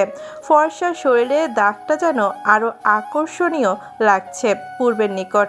পূর্ব মেহেরিসের গলা থেকে মুখ তোলা মাত্রই মেহেরিস দু হাত ধরে রাখা পূর্বের চুলের বাঁধন আলগা করে ছেড়ে দিল সেটা। পূর্বের তীক্ষ্ণ দৃষ্টি একবার তার ওই গোলাপের পাপড়ির মতো নরম তুলতুলে ঠোঁটের মতো, তো আরেকবার দৃষ্টি নিক্ষেপ করেছে একটু আগে তার বেসামাল আচরণের জন্য লাল হয়ে যাওয়া ক্ষতটার উপর। তারপর আবার মেহেরিসের বন্ধ হয়ে থাকা দুই চোখে ঠেকলো তার প্রগাঢ় দৃষ্টি। বাঁকা হাসল পূর্ব। কে বলবে এই মেয়েটা তার থেকে গুণে গুণে 12 বছরের ছোট। এই যে কি সুন্দর করে পূর্বকে মানিয়ে নিচ্ছে সে। ব্যথা পেয়েছে অথচ মুখ ফুটে কিছুই বলেনি। সেও দেখতে চায় কতদিন এভাবে নিজেকে তার থেকে গুটিয়ে রাখতে পারে এই মেয়ে। নিজের শরীরের উপর পূর্বের অস্তিত্ব অনুভব করতে না পেরে চোখ তুলে চাইল মেহেরিস। পূর্ব দাঁড়িয়ে মিটমিটিয়ে হাসছে। চোখাচোখি হলো দুজনের। পূর্বকে এভাবে হাসতে দেখে কিঞ্চিত লজ্জা পেল মেহেরিস। অতঃপর নিজের অবস্থান টের পেতেই উপরে টপসের বোতামটা লাগানোর জন্য হাত বাড়ালেই আকস্মিক সেই হাত ধরে ফেলে পূর্ব। আচমকা হাত ধরাতে ভয় পায় মেহেরিস। পূর্বের দিকে চাইলে পূর্ব তার সেই নেশালো ঘোর লাগা কণ্ঠে বিড়বিড় করে বলে। হুম। প্রশ্নাত্মক দৃষ্টিতে চায় মেহেরিস পূর্বর পানে। পূর্ব মেহেরিসের এমন ভঙ্গিমা দেখে মেহেরিসের কানে এসে আগের ন্যায় ফিসফিসিয়ে পড়ল। মন ভরেনি আমার। পূর্বের এহেন কথায় শীতল স্রোত বয়ে গেল মেহেরিসের সর্বাঙ্গে। একে তো এভাবে কানের কাছে হ্যাক্সি কণ্ঠস্বর, তারপর আবার লোকটা যত কাছে আসে ততই তার পুরুষালী সেই কড়া পারফিউমের ঘ্রাণ পাগল হয় মেহেরিস। অজানা শিহরণে তলিয়ে মেয়েটার গলাটাও বোধহয় শুকিয়ে কাঠ হয়ে গেছে। কোনো রকম পরপর শুকনো ঢোক গেল মেয়েটা। এই লোকের পরবর্তী পদক্ষেপ সম্পর্কে কিছু আন্দাজ করা দায় মেহেরিসের পক্ষে। এর মাঝেই মেহেরিসের কানে ছোট্ট করে একটা কামড় দিয়ে উঠল পূর্ব। আকস্মিক ঘটনায় তাল সামলাতে না পেরে হিমশিম খাচ্ছে মেহেরিস। দাঁড়িয়ে থাকাটা কষ্টসাধ্য হয়ে পড়েছে তার পক্ষে। কাপা কাপা গলায় মেহেরিস রিনরিনের স্বরে পূর্বকে উদ্দেশ্য করে বলল। মানে? বলতেই মেহেরিসের দুই ঠোঁটের উপর আলতো নিজের আঙুল ছুঁয়ে পড়ল। চুপ। পরক্ষণে আবার কিছু মনে করার মধ্য করে মেহেরিসের দিকে তীক্ষ্ণ দৃষ্টি রেখে ভারী গলায় বলে উঠল। যাবে না তুমি আমার সাথে, তাই তো? কথাটি মেহেরিসের কর্ণগোচর হতেই চোখ তুলে চাইল পূর্বের দিকে। চোখাচোখি হতেই পুনরায় তৎক্ষণাৎ চোখ নিচে নামিয়ে ফেলল মেহেরিস।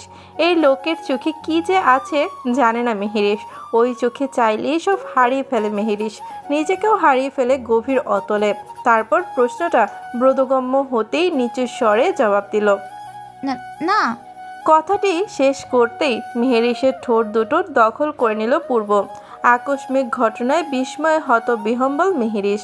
এই লোকের আচানক এমন করার কিছুই মাথায় ঢোকে না মেহেরিসের। পরক্ষণেই বিষয়টা মস্তিষ্কে আহরণ করতেই ভরকালো মেহেরিস। এই নিয়ে দুবার এই লোক তার এত কাছে আসলো। মেহেরিস এমন ভাবনায় ডুবে থাকলেও পূর্ব ছিল তার নিজের কাজে মত্ত। নিজের পিপাসা মিটাচ্ছে মেহেরিসের অধরের ভাঁজে। যেন বহুদিনের অভুক্ত পূর্ব আজ হঠাৎ করেই নিজের আহার পেয়েছে, নিজের আয়ত্তে করে নিয়েছে মেহেরিসকে পুরোপুরি। তার সাথে নিজের অবাধ্য হাতের বিচরণ চলছে মেহেরিসের সমস্ত পিঠ জুড়ে। মেহেরিসও আর বাধা দেয়নি তাকে। কি করে বাধা দিবে? এই লোক যে তার স্বপ্নের পুরুষ, তার উপর তার নিজের বিয়ে হওয়া স্বামী। দু হাত দিয়ে জড়িয়ে নিল পূর্বের পেছনের দিকটায়। এতে আরও উন্মাদ হলো পূর্ব। নিজেকে সামাল দিতে না পারার ফল ভোগ করছে মেহেরিস। প্রথমে রয়ে শুয়ে চুম্বন করলেও একটা সময় ডিপলি কিস করতে শুরু করে দেয় সে। নিজেকে সামাল দিতে যেন আজ হিমশিম খাচ্ছে পূর্ব।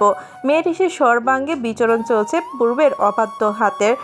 এতে যেন মেহেরিসের মেয়েলি সত্তা নাড়া দিয়ে উঠেছে পূর্বের তালে সমান পাল্লা দিয়ে। এদিকে অনেকক্ষণ যাবৎ নিঃশ্বাস নিতে না পারার দরুন দমটাও যেন আটকে আসছে মেয়েটার। পূর্বের সেদিকে খেয়াল থাকলে তো নিজেকে আটকিয়ে রাখতে বা ব্যর্থ মেহেরিস এবার পূর্বের সাথে সমান তালে সায় দিতে শুরু করলো। তবে ঠিক তখনই থেমে গেল পূর্ব। পূর্বকে হঠাৎ করে থেমে যেতে দেখে মেহেরিস পূর্বর পানে অবাক দৃষ্টিতে চাইল, চোখ দুটি খুলে। এই লাস্টবার জিজ্ঞেস করব আমার সাথে যাবে কি না।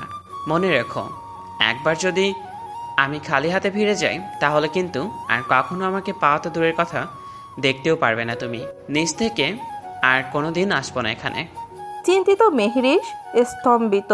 মেহেরিসকে এভাবে বিপাকে ফেলে এমন প্রশ্ন আশা করেনি এই মুহূর্তে সে। নিজেকে শান্ত রাখার যথাযথ চেষ্টা করেছে মেহেরিস। এই লোক তাহলে তখন থেকে সব কিছু ইচ্ছে করেই করেছে। রাগ উঠছে মেহেরিসের প্রচণ্ড পূর্বের এসব কার্যকলাপে। কি ভেবেছে এই লোক এভাবে তাকে হেনস্থা করে চলে যাবে? সে তার পিছু পিছু হাই হুতাশ করতে করতে চলে যাবে? না, কখনোই না। সে যাবে না এই খারাপ লোকের সাথে।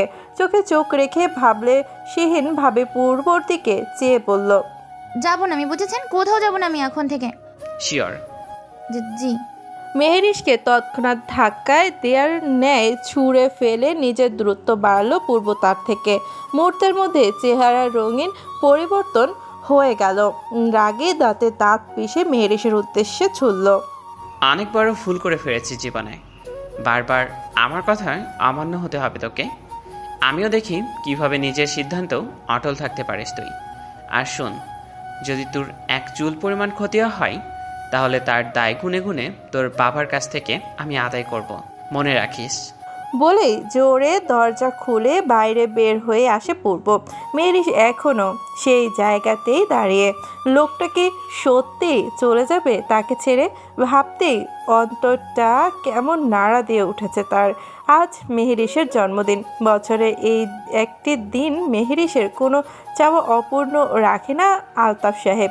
এই দিনে মেয়ের সব আবদার পূরণ করেন তিনি। শুধু যে জন্মদিনে এমন নয়, সব সময় তিনি মেয়ের কোনো চাওয়াই অপূর্ণ রাখেন না। এই দিনটা যে বাড়ির সবাই খুব সুন্দরভাবে আনন্দের সহিত সেলিব্রেট করে থাকে। তবে এবারে বার্থডেটা যেন অন্যরকম। আজ সকালে মেহেরিস তার বাবা আলতাফ সাহেব আর ছোট ভাই মিরাজ মিলে তাকে উইশ করেছে।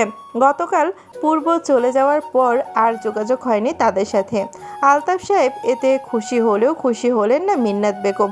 সে পূর্বকে তার মেয়ের জামাই হিসাবে মনে প্রাণে চেয়েছিলেন। তবে মেহেরিসের উপর সিদ্ধান্ত ছিল যদি মেহেরিস যেতে চাইতো তাহলে হয়তো তারা বাধা দিত না।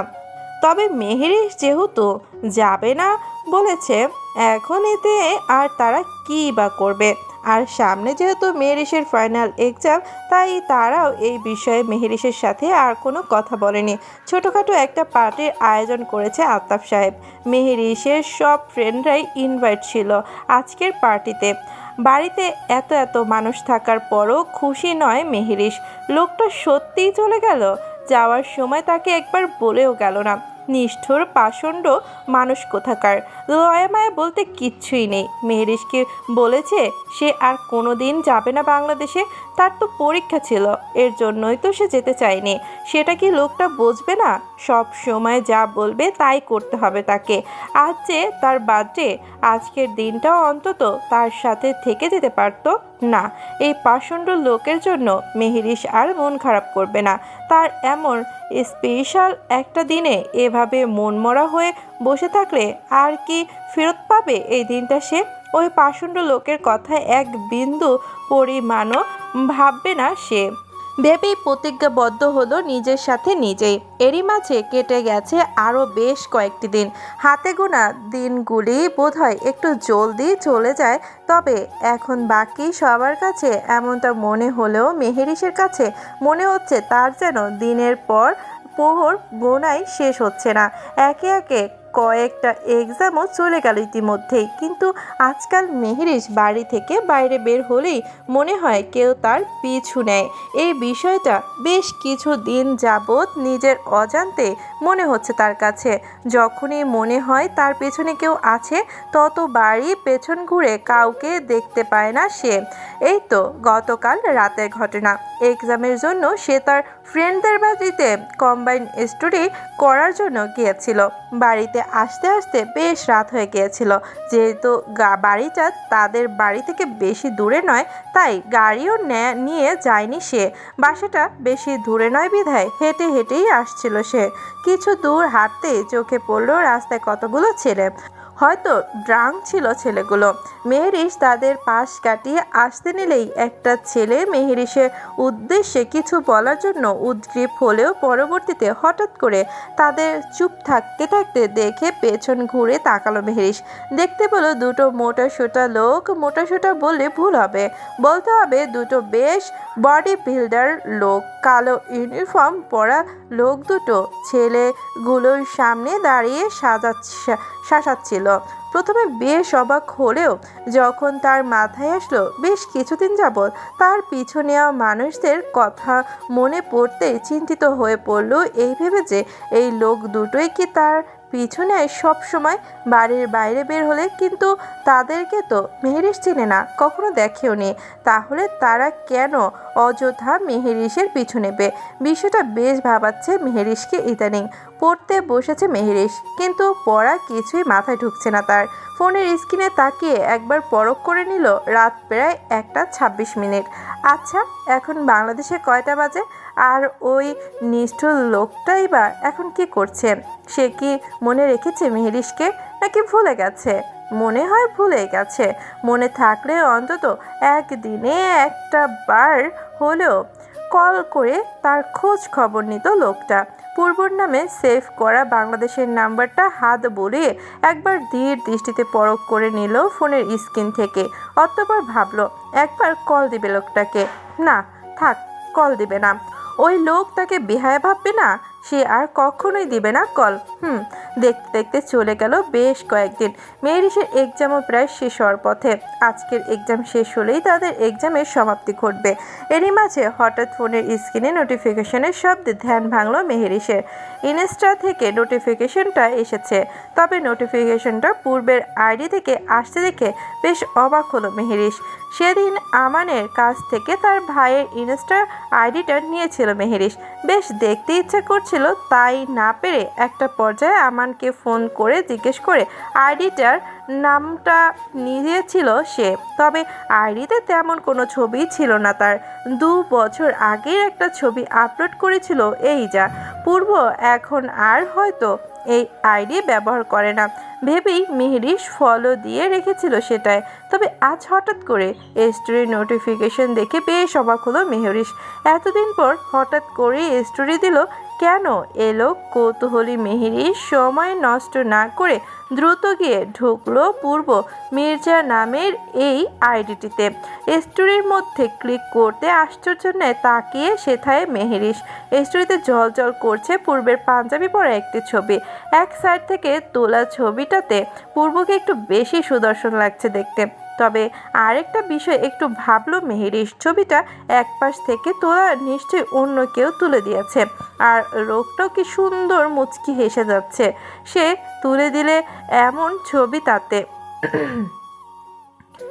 কে তুলে দিল এমন ছবি তাকে? এই লোক তাকে একটু কল করার সময় পায় না, অথচ কি সুন্দর করে হেসে হেসে ছবি তুলে ছাড়ছে স্টোরিতে।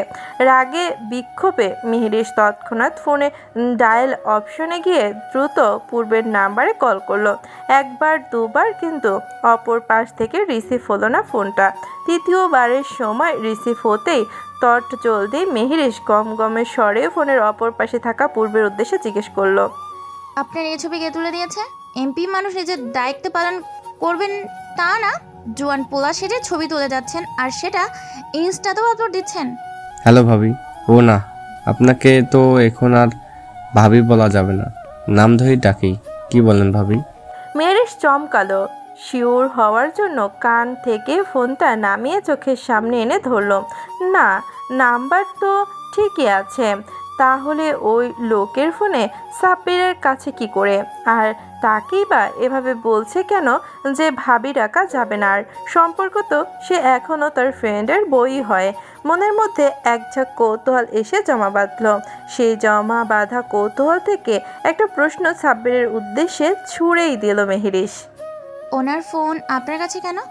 আর ভাবি ডাকতেই বা পারবেন না কেন? আর কি বলেন আপনি? কিছু জানেন না? না। দুপাশে মাথা নাড়ল মেহেরিশ, তবে তার মাথা নাড়ানো তো আর দেখতে পারবে না অপর পাশে থাকা মানুষটা, তাই মুখে ছোট্ট করে শব্দ উচ্চারণ করে বলল, না তো, কি জানার কথা আমার? আরে আমিও কি বলছি, আপনি কি জানবেন কিভাবে? আসলে পূর্বের জন্য তো আমরা মেয়ে দেখছি, ও তো এখন সেই মেয়ের সাথেই কথা বলছে, এর জন্যই তো ওর ফোন আমার কাছে রাখা।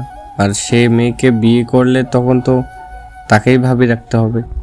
বলেই ফোনটা কিছুক্ষণ দূরে সরিয়ে মুখ চেপে হাসলো সাব্বির। এদিকে সাব্বিরের এহেন কথা যেন মেহেরিশের উপর দিনে দুপুরে মাথার উপর বৃষ্টি ছাড়াই বজ্রপাত হলো। কিছুক্ষণ স্তব্ধ হয়ে দাঁড়িয়ে রইল, শরীর কাঁপছে অজানা ভয়ে, আতঙ্কে। এটা কি শুনলো সে? স্বপ্ন দেখছে না তো? এই লোক আবার বিয়ে করছে তাকে রেখে? চোখ দিয়ে নিজের অজান্তে কয়েক ফোঁটা পানি গড়িয়ে পড়ল। মেহেরিশের থেকে কোনো উত্তর না পেয়ে সাব্বির আবার গমগমে স্বরে বলল, ভাবি কি আছেন, নাকি খুশিতে আত্মরা হয়ে উড়িয়ে গেছেন? খুশি হওয়ারই কথা আপনার। আসলে আমার বন্ধুর মন খারাপ আর সহ্য হলো না। আমাদের বউ থাকতেও বেচারা ব্যাচেলার হিসেবে ঘুরে, অনেক কষ্ট হয় তা দেখে। সবার থাকে স্বামী বিদেশ, আর আমার বন্ধু বউ বিদেশ। এই দুঃখে বেচারা দিন দিন শুকিয়ে যাচ্ছে। বন্ধু হয়ে বন্ধুর এই অবস্থা চোখের সামনে সহ্য করা যায় বলেন? এই জন্যই তো চিন্তা করলাম আরেকটা বিয়ে করিয়ে দেই তাকে। আমি গতকালই তো এরিনা আপুর সাথে কথা বললাম ভাইয়া। কই, এরিনা আপু তো আমাকে এই বিষয়ে কিছু বললো না। এপাশ থেকে সাব্বির নিজের জিভ কাটল। পরক্ষণে মাথায় দুষ্ট বুদ্ধি খেয়ালার ন্যায় বলে উঠল, আরে আরিনা তো জানে না, সেটা শুধু আমরাই জানি। আর আপনি তো জানেন পূর্বের ক্লাবের উপরে তার নিজস্ব একটা ফ্ল্যাট আছে। এটাতে আপাতত বিয়ে করে থাকবে তারা। কেউ জানার দরকার কি, আমরা জানলেই হলো।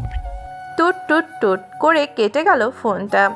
বেডের ওপর ছিটকে ফেলে চিৎকার দিয়ে উঠল মেহেরিশ। এই লোককে সে যতটা খারাপ ভেবেছিল, এই লোক দেখে তার চেয়েও বেশি খারাপ। বদমাইশ, ক্যারেক্টারলেস লোক কোথাকার। বউ রেখে আবার বিয়ে করেছে, আর নিজের বউয়ের কোনো খোঁজ খবরও রাখে না। বিয়ে, তাই না? করাচ্ছি তোকে বিয়ে বলেই হন্তদন্ত হয়ে ছুটতে গেল বসার রুমের উদ্দেশ্যে। বোকা মেহেরিশ একবারও মাথায় আনলো না বাংলাদেশে তো এখন প্রায় রাত 11টা। এত রাতে কোন মেয়ে আসবে বিয়ের কথা বলতে? আলতাফ সাহেব অফিসে যাওয়ার জন্য রেডি হচ্ছেন। এমন সময় হুট করে কোথা থেকে মেহেরিশ এসে আলতাফ সাহেবের উদ্দেশ্যে সোজা সাপটা কণ্ঠে শুধালো, পাপা, আমি বাংলাদেশ যাব। মেয়ের মুখের এমন কথায় প্রথমে বুঝতে বেশ খানিকটা সময় নিলেন তিনি। মিন্নাত বেগমও ঠিক মেহেরিশের পেছনেই দাঁড়িয়েছিল তখন। আলতাফ সাহেব মেয়েকে উদ্দেশ্য করে নিজের চোখের চশমাটা পড়তে পড়তে জবাব দিলেন, সকাল সকাল ইয়ার্কি করার সময় নেই মামনি, পাপা অফিসে যাব, দুষ্টুমি করে না।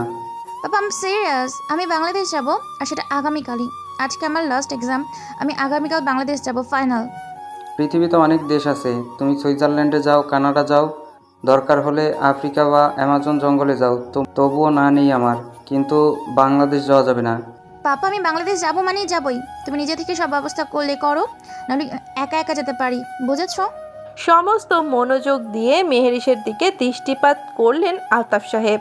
তার মেয়ের মাথায় হঠাৎ বাংলাদেশের ভূত এসে চাপলো কোথা থেকে। মেহেরিসের পেছনে দাঁড়িয়ে থাকা মিন্নাত বেগমের দিকে পূর্ণ দৃষ্টিতে চেঁচিয়ে বললেন, মিন্নাত, তুমি আশকারা দিতেছো মেহরিশকে? নিজের পেছনে দাঁড়িয়ে থাকা মায়ের দিকে ঘুরে তাকালো মেহেরিস। পরপর পুনরায় নিজের পাপার দিকে দৃষ্টি রেখে গমগমে স্বরে বলল, বাবা, আমি আমার শ্বশুর বাসায় যাব। ওখানে আমার বিয়ে হবার স্বামী আছে, তুমি জানো উনি আরেকটা বিয়ে করছে। আমি থাকতে ওনাকে আরেকটা বিয়ে করতে দিব? আমাকে কি তোমার ওই সব টিপিক্যাল মেয়েদের মতো মনে হয় যে বসে বসে জামের আরেকটা বিয়ে হওয়ার জন্য অপেক্ষা করব? কখনো না। আমি আগামীকালই দেশে যাব। বলে সেই স্থান ত্যাগ করলো মেহরিশ। আলতাফ সাহেব এবার ঠিক আন্দাজ করতে পারলেন এটা নিশ্চয়ই ওই পূর্বর কারসাজি। তার মেয়েকে সেই ভরকিয়েছে, নিজের সাথে সাথে তার নিষ্পাপ মেয়েটাকেও তার মতো নির্লজ্জ বানিয়ে ছেড়েছে। তবে এই মেয়ে যেহেতু নিজ মুখে একবার বলেছে যাবে, তখন এই মেয়েকে যে আর কিছুতেই বুঝ মানানো যাবে না, সে ব্যাপারে আপাতত শিওর সে। যেমন জামাই তেমন তার বউ। ওয়াশরুম থেকে বের হয়ে নিজের রুমের ভিতর এসে সোফায় বসে থাকা সাব্বিরকে নিজেই এভাবে হাসতে দেখে ভুরু কিঞ্চিত কুচকালো পূর্ব। তার বন্ধু এভাবে মুচকি মুচকি হাসছে কেন? পরক্ষণে সামনে এসে অপোজিট সাইডে রাখা সোফায় বসতে বসতে জিজ্ঞেস করলো, এইভাবে একা একা বলদের মতো হাসছিস কেন? বন্ধুর এহেন তেরা কথায় ভাবনা থেকে বের হয়ে আসলো সাব্বির। এতক্ষণ ধরে তার হাতে থাকা পূর্বের ফোনটা তাকে দিতে দিতে বলল, ও তুই বুঝবি না, এই নে তোর ফোন। ফোনটা ঘুরিয়ে ঘুরিয়ে ঘাটলো পূর্ব। তবে তার এই সাতকাটা বন্ধু যে নিশ্চয়ই কোনো অঘটন ঘটিয়েছে সে ব্যাপারে পূর্ব ষষ্ঠ ইন্দ্রিয় জানান দিচ্ছে তাকে। বুড়ো কিঞ্চিত উঁচু করে প্রশ্নাত্মক দৃষ্টিতে চেয়ে সাব্বিরের দিকে নিরেট কণ্ঠে বলল, কি করেছিস বল? আরে ভাই, সন্দেহ করিস তুই আমাকে? শুধু তোর ফোন থেকে তখন কার তোলা ছবিগুলো নিয়েছি, জানিস তো তোর ফোনে কি সুন্দর ছবি আসে, ওগুলোই হোয়াটসঅ্যাপে নিয়েছি, আর কিছু করিনি। পূর্বের কেন জানি বিশ্বাস হলো না। নিজের ফোনের স্ক্রিন লক খুলতেই চোখে পড়ল ইনস্টা থেকে আসা এতগুলো রিঅ্যাক্টের নোটিফিকেশন। একটু আগেই তার অজান্তে তার বন্ধু তার ছবি তুলে সেটা আবার ইনস্টাতে দিয়েছে। বিষয়টা খুব রাগালো তাকে। সাব্বিরের দিকে চেঁচিয়ে বলল, স্টোরি দিয়েছিস কেন ইডিয়েট? পারমিশন নিয়েছিস? সাব্বির দৌড়ে সেখান থেকে উঠে যেতে যেতে বলল, সেটা 2-1 দিনের মধ্যেই বুঝতে পারবি। মূলত সাব্বির তখন পূর্বের ফোন দিয়ে তার এবং পূর্বের কিছু ছবি তুলেছিল। পূর্ব ওয়াশরুমে গেলে ওর ফোনটা রেখে দেয় সাব্বিরের তার কাছে, আর সেই তখন ইনস্টাতে স্টোরি দিয়েছিল। আর মেহেরিসের কানে এসব বেদারক কথা আদান প্রদান করেছিল। সব কিছুই পূর্বের অজান্তে। নিজের ফোনের ডায়াল অপশনে গেল পূর্ব কাউকে কল করার জন্য। ডায়াল অপশনে গিয়ে কিঞ্চিত অবাক হলো সে মেহেরিসের থেকে আসা একটু আগের কলটা দেখে। চেক করে দেখলো বেশ কয়েক মিনিট কথা বলেছে মেহেরিসের সাথে। তখন তো সে ওয়াশরুমে ছিল। নিশ্চয়ই তার ফ্রেন্ড এই সাব্বির কিছু উল্টাপাল্টা পড়েছে মেয়েটাকে। সে তাহলে ঠিকই অনুধাবন করতে পেরেছিল। পরপর সেটা অপেক্ষা করে নিচে থাকা একটা বিদেশি নাম্বারে ডায়াল করতেই তৎক্ষণাৎ রিসিভ হয়ে গেল সেটা। যেন তার ফোনের অপেক্ষাতেই বসেছিল অপর পাশে থাকা ব্যক্তিটা। হ্যালো স্যার, বলেন। ম্যামের কি খবর? বের হয়েছে বাসা থেকে? না স্যার, ম্যামের এক্সাম হয়তো আরেকটু পরে। আমরা ম্যামের বাড়ির সামনেই দাঁড়িয়ে আছি, এখনো বের হয়নি। বের হলেই আপনাকে আমরা ইনফরমেশন জানিয়ে দেব। কেয়ারফুল, বুঝতে যেন না পারে। Okay sir. এয়ারপোর্টের এক কোণায় গুটিসুটি বেঁধে বসে আছে মেহেরিস। আমেরিকায় কিছুদিন যাবৎ বেশ শীত শীত ভাব থাকার দরুন পরনে তার কালো জিন্সের সাথে ল্যাভেন্ডার রঙের একটি টপস, তার উপর ফুল হাতা একটি কালো ভেনিম জ্যাকেট, চুলগুলো পনি টেল করে বাঁধা, মুখে কোনো প্রসাধনী ছিটে ফোটাও নেই। সেই তখন থেকে মুখ গোমরা করে বসে আছে এক কোণায়। তার এভাবে মুখ গোমরা করে রাখার অবশ্য একটি কারণও আছে, সেটা হলো সে চেয়েছিল তার মাকেও সাথে করে নিয়ে যেতে, কিন্তু আলতাফ সাহেব কড়া গলায় বলে দিয়েছে তাকে স্বামীর জন্য যেহেতু এতই টান তাহলে স্বামীর কাছে সে একাই যাবে, তারা কেউই যাবে না তার সাথে। মূলত এই কারণেই তার মন খারাপ। আলতাফ সাহেব তো রেগে গিয়ে তার সাথে কথাও বলেনি পর্যন্ত, টিকিট কেটে ড্রাইভারকে দিয়ে পাঠিয়েছে মেয়েকে। মিন্নাত বেগম মেহেরিসের সাথে আসতে চাইলে তাকেও শাসানোর স্বরে কড়া গলায় বারণ করেছে তার বাবা। একটু পরে ইমিগ্রেশনের কাজ চলবে, তবে এভাবে বসে থাকার আড়ালেও মেহেরিসের বেশ কয়েকবার লক্ষ্য করেছে দুটো লোক সেই প্রথম থেকে তাকে ইনিয়ে বিনিয়ে চোরা চোখে আড়ালে দেখে যাচ্ছে। লোক দুটোকে সে কোথায় যেন দেখেছে, ভাবতেই তৎক্ষণাৎ মনে পড়ল, হ্যাঁ, লোক দুটোকে সে সেদিন ওই বখাটে ছেলেগুলোকে শাসাতে দেখেছিল। তাহলে কি তার ধারণাই ঠিক? লোক দুটোই কি এতদিন তার পিছু নিচ্ছিল? কি মতলব তাদের? মেহেরিস তখন তার হাতে থাকা ছোট্ট ব্যাগটা দিয়ে তৎক্ষণাৎ মুখ লুকিয়ে আড়াল করে ফেলল। তাকে এভাবে আড়াল হতে দেখে লোক দুটো আরেকটু ভালো করে এবার সোজাসুজি চোখ বুলালো তার খোঁজে। এবার সে সেখান থেকে উঠে একটুর জন্য জায়গা মানুষের সমারোহের ভিতরে গিয়ে দাঁড়ালো। হ্যাঁ, মেহেরিস ঠিকই আন্দাজ করেছে, লোক দুটো তাকে চোখের আড়াল হতে দেখে কখন থেকে এপাশ ওপাশ করে খুঁজে যাচ্ছে। এবার সে শিওর হলো, আচ্ছা এরা কারা, আর এতদিন তার পিছুই বা করেছিল কেন? কই, তার কোনো ক্ষতি তো করেনি, তাহলে এরা তার পিছু নিচ্ছিল কি উদ্দেশ্যে? কিন্তু মেহেরিসকে আরেক দফা অবাক করে দিয়ে লোক দুটো তাকে দেখতে না পেয়ে দুজনের মধ্যে একজন পকেট থেকে ফোন বের করে কাউকে কল লাগালো ন্যায় কানের পাশে চেপে ধরলো সেটা। পূর্ব সেদিন যাওয়ার আগে রনিকে দিয়ে এই দুজন বিদেশি গার্লস ভাড়া করে রেখে গিয়েছিল মেহেরিসের জন্য। 24 ঘন্টা যেন মেহেরিসের উপর নজর রাখে তারা। এমনকি যখন মেহেরিস তাদের বাড়িতে থাকবে তখন বাড়ির বাইরেই যেন তারা পাহারারত থাকে। যত টাকা লাগে দিবে সে, কিন্তু ডিউটি কড়ায় কন্ডায় পালন করতে হবে। পূর্ব যাওয়ার পরের দিন থেকে গার্লস দুটো ফলো করতে থাকে মেহেরিসকে, কিন্তু আজ হঠাৎ করে মেহেরিসকে এয়ারপোর্টে আসতে দেখে খানিকটা হকচকিয়ে হয়ে পড়ে দুজন গার্ডস। মেহেরিস হঠাৎ কেন এয়ারপোর্টে এসেছে এবং যাবেই বা কোথায় জানে না তারা। এয়ারপোর্টে নেমেই একটার পর একটা কল করে গেছে পূর্বের নাম্বারে, কিন্তু রিসিভ হয়নি সেটা। তাই তারা মেহেরিসের উপর নজরদারি করছিল এতক্ষণ যাবৎ। তবে হঠাৎ করে মেহেরিসকে গায়েব হয়ে যেতে দেখে কিঞ্চিত ঘাবড়িয়ে গেল গার্ডস দুটো। তৎক্ষণাৎ ফোন বের করে পুনরায় কল করলো পূর্বের নাম্বারে। এদিকে পূর্ব দীর্ঘ 1 ঘন্টা যাবৎ একটি সভায় উপস্থিত, জনগণের উদ্দেশ্যে ভাষণ দিতে ব্যস্ত সে। ফোনটা এখন আপাতত সাব্বিরের কাছে রাখা। একাধারে এতগুলো কল আসতে দেখে একটা সময় মুখে বিরক্তি নিয়ে সভা থেকে উঠে স্টেজের পিছন সাইডে গিয়ে রিসিভ করলো সাব্বির পূর্বের ফোনটা। মূলত বিদেশি নাম্বার থেকে রিসিভ করেছে সে, বাংলাদেশি কোনো নাম্বার হলে হয়তো রিসিভ করতো না সাব্বির সেটা। বাইরে গিয়ে ফোনটা রিসিভ করতেই তাকে কিছু বলতে না দিয়ে ওপাশ থেকে কিছু ইংরেজি শব্দে গদগদ করে বলতে লাগলো, স্যার, আপনাকে অনেকক্ষণ যাবৎ কল করে যাচ্ছিলাম।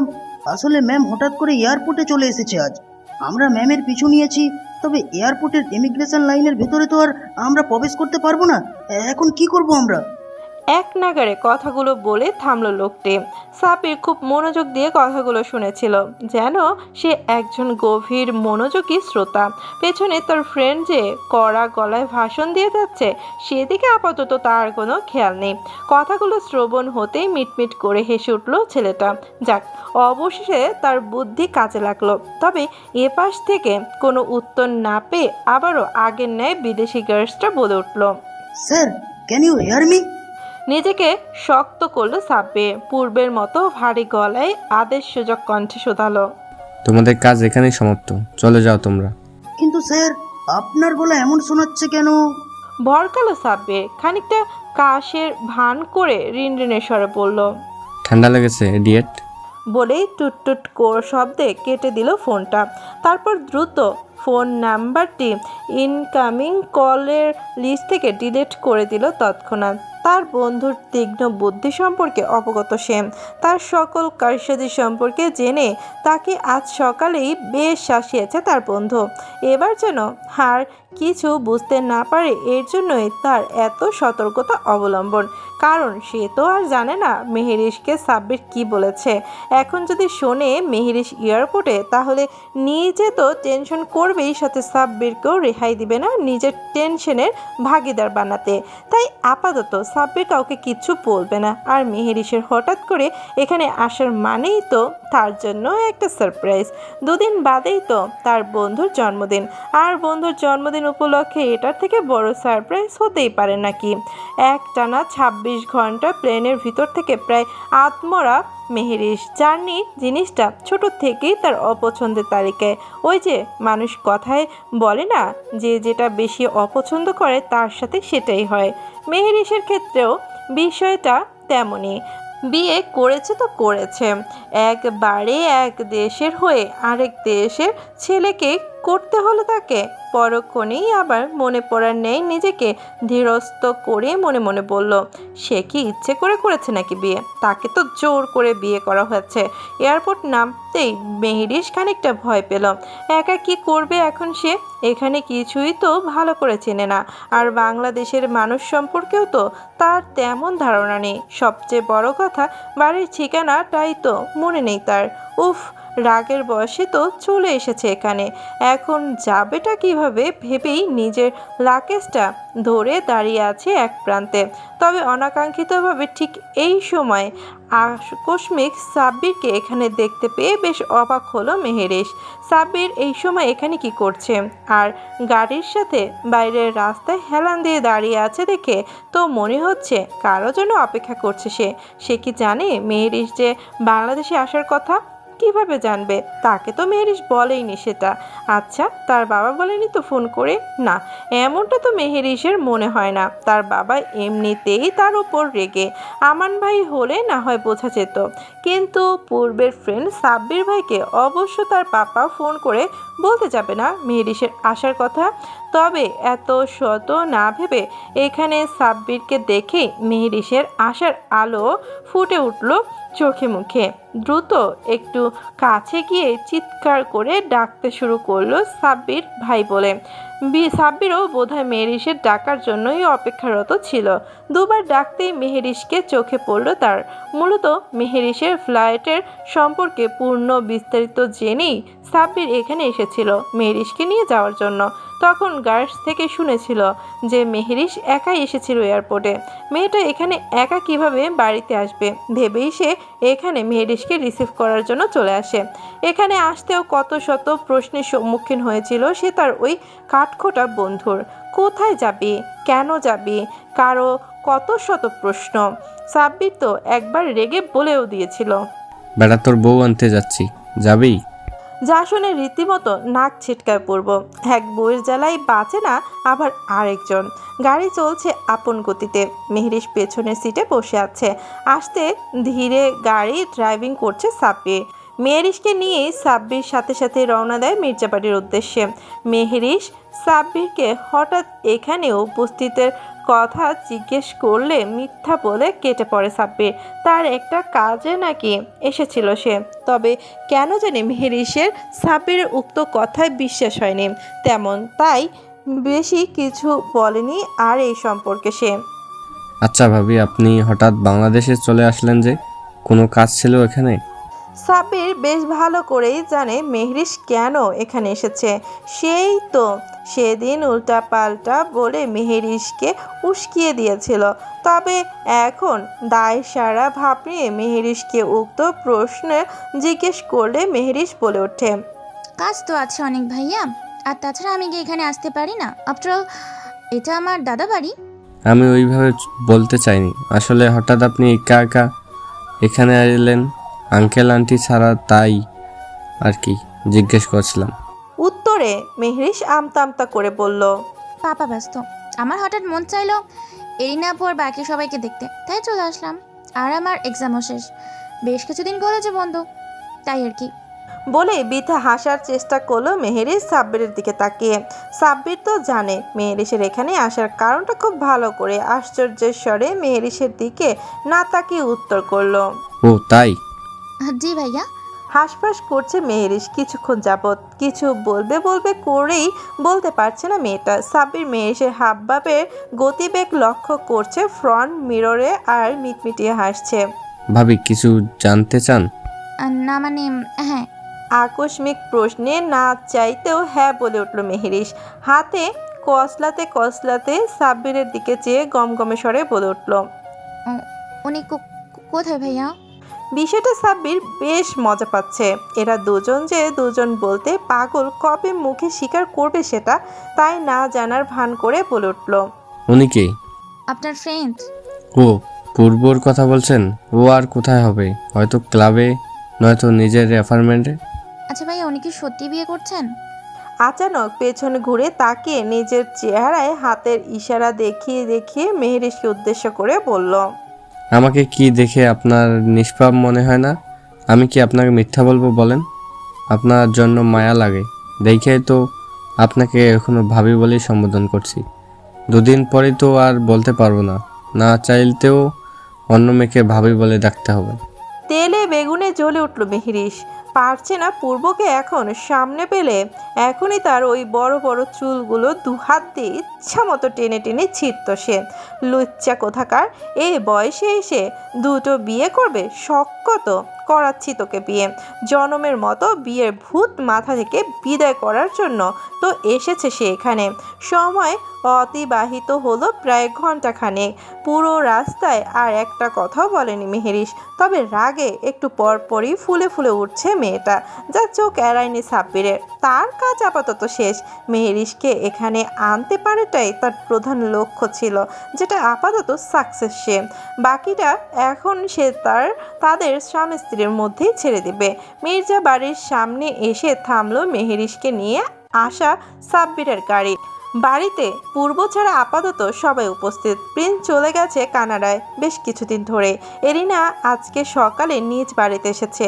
কিছুদিন যাবৎ শরীরটা ভালো লাগছিল না তার, ঠিকমতো খেতে পারছিল না, যা খাচ্ছিল সবই বমি করে ফেলে দিচ্ছিল।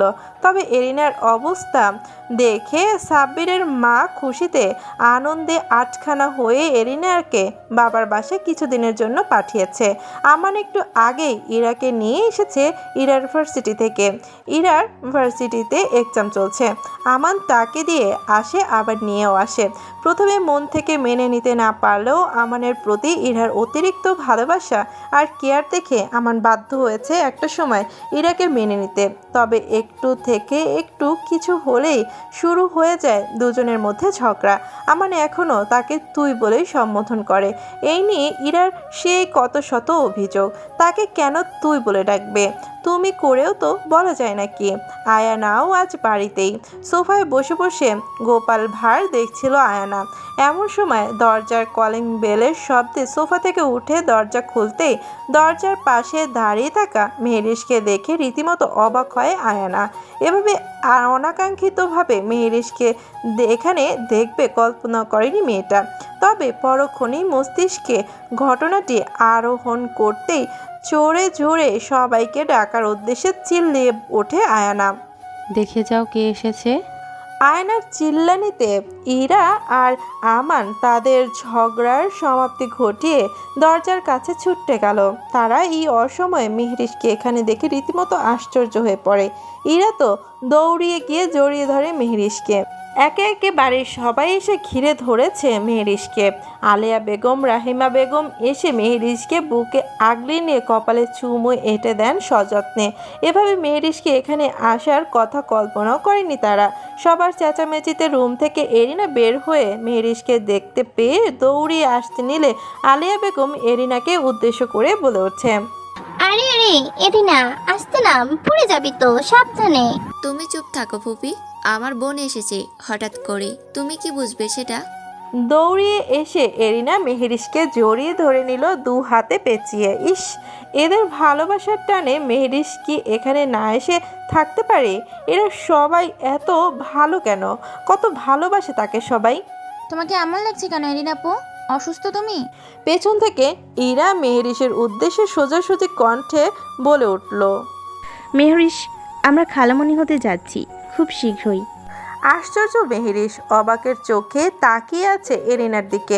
কথাটি এরিনার কর্ণগোচর হতে লজ্জায় মাথা ডুইয়ে ফেলল এরিনা। ইরার পেছনে দাঁড়িয়ে থাকা আমান আচমকা ইরার মাথায় গাঁটটা মারতে মারতে বলে উঠল, এই তুই খালামণি হতে যাবি কেন রে? তুই তো হবি কাকুমণি।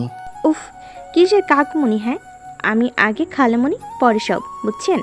থাপড়িয়ে দাঁত ফেলে দিব। ওই বাসায় খালা টালা যা মন চায় সব, শুধু এই বাসায় তুই কাকুমণি, বুঝেছিস?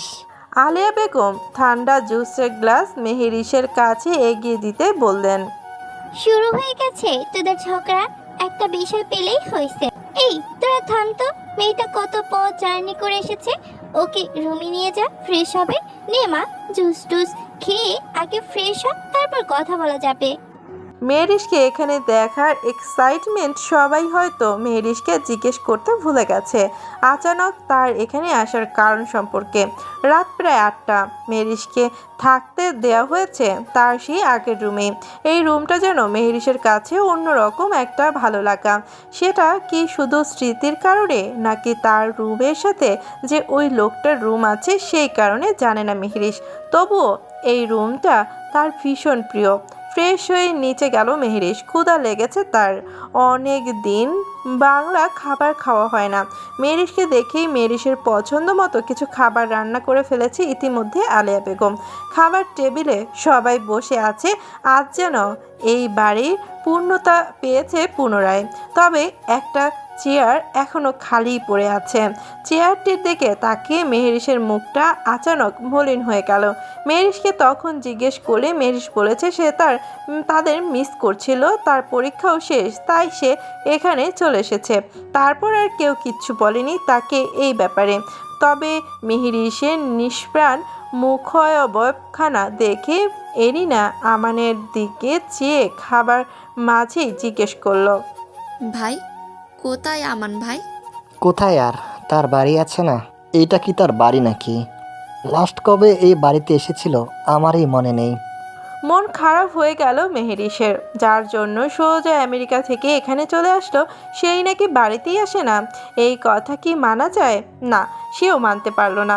পরক্ষণে আপার সাব্বিরের বলা সেই কথাগুলো মনে পড়তেই সম্মতি ফিরল পুনরায়, যে তারা তো আর জানে না তার ভাই যে লুকিয়ে লুকিয়ে বিয়ে করার ফোন দিয়াছে। এর জন্যই হয়তো এ বাড়িতে আসে না লোকটা। আপু, আমার খাবার শেষ, আমি বরং রুমে যাই, ভীষণ টায়ার লাগছে, একটু রেস্ট নিব।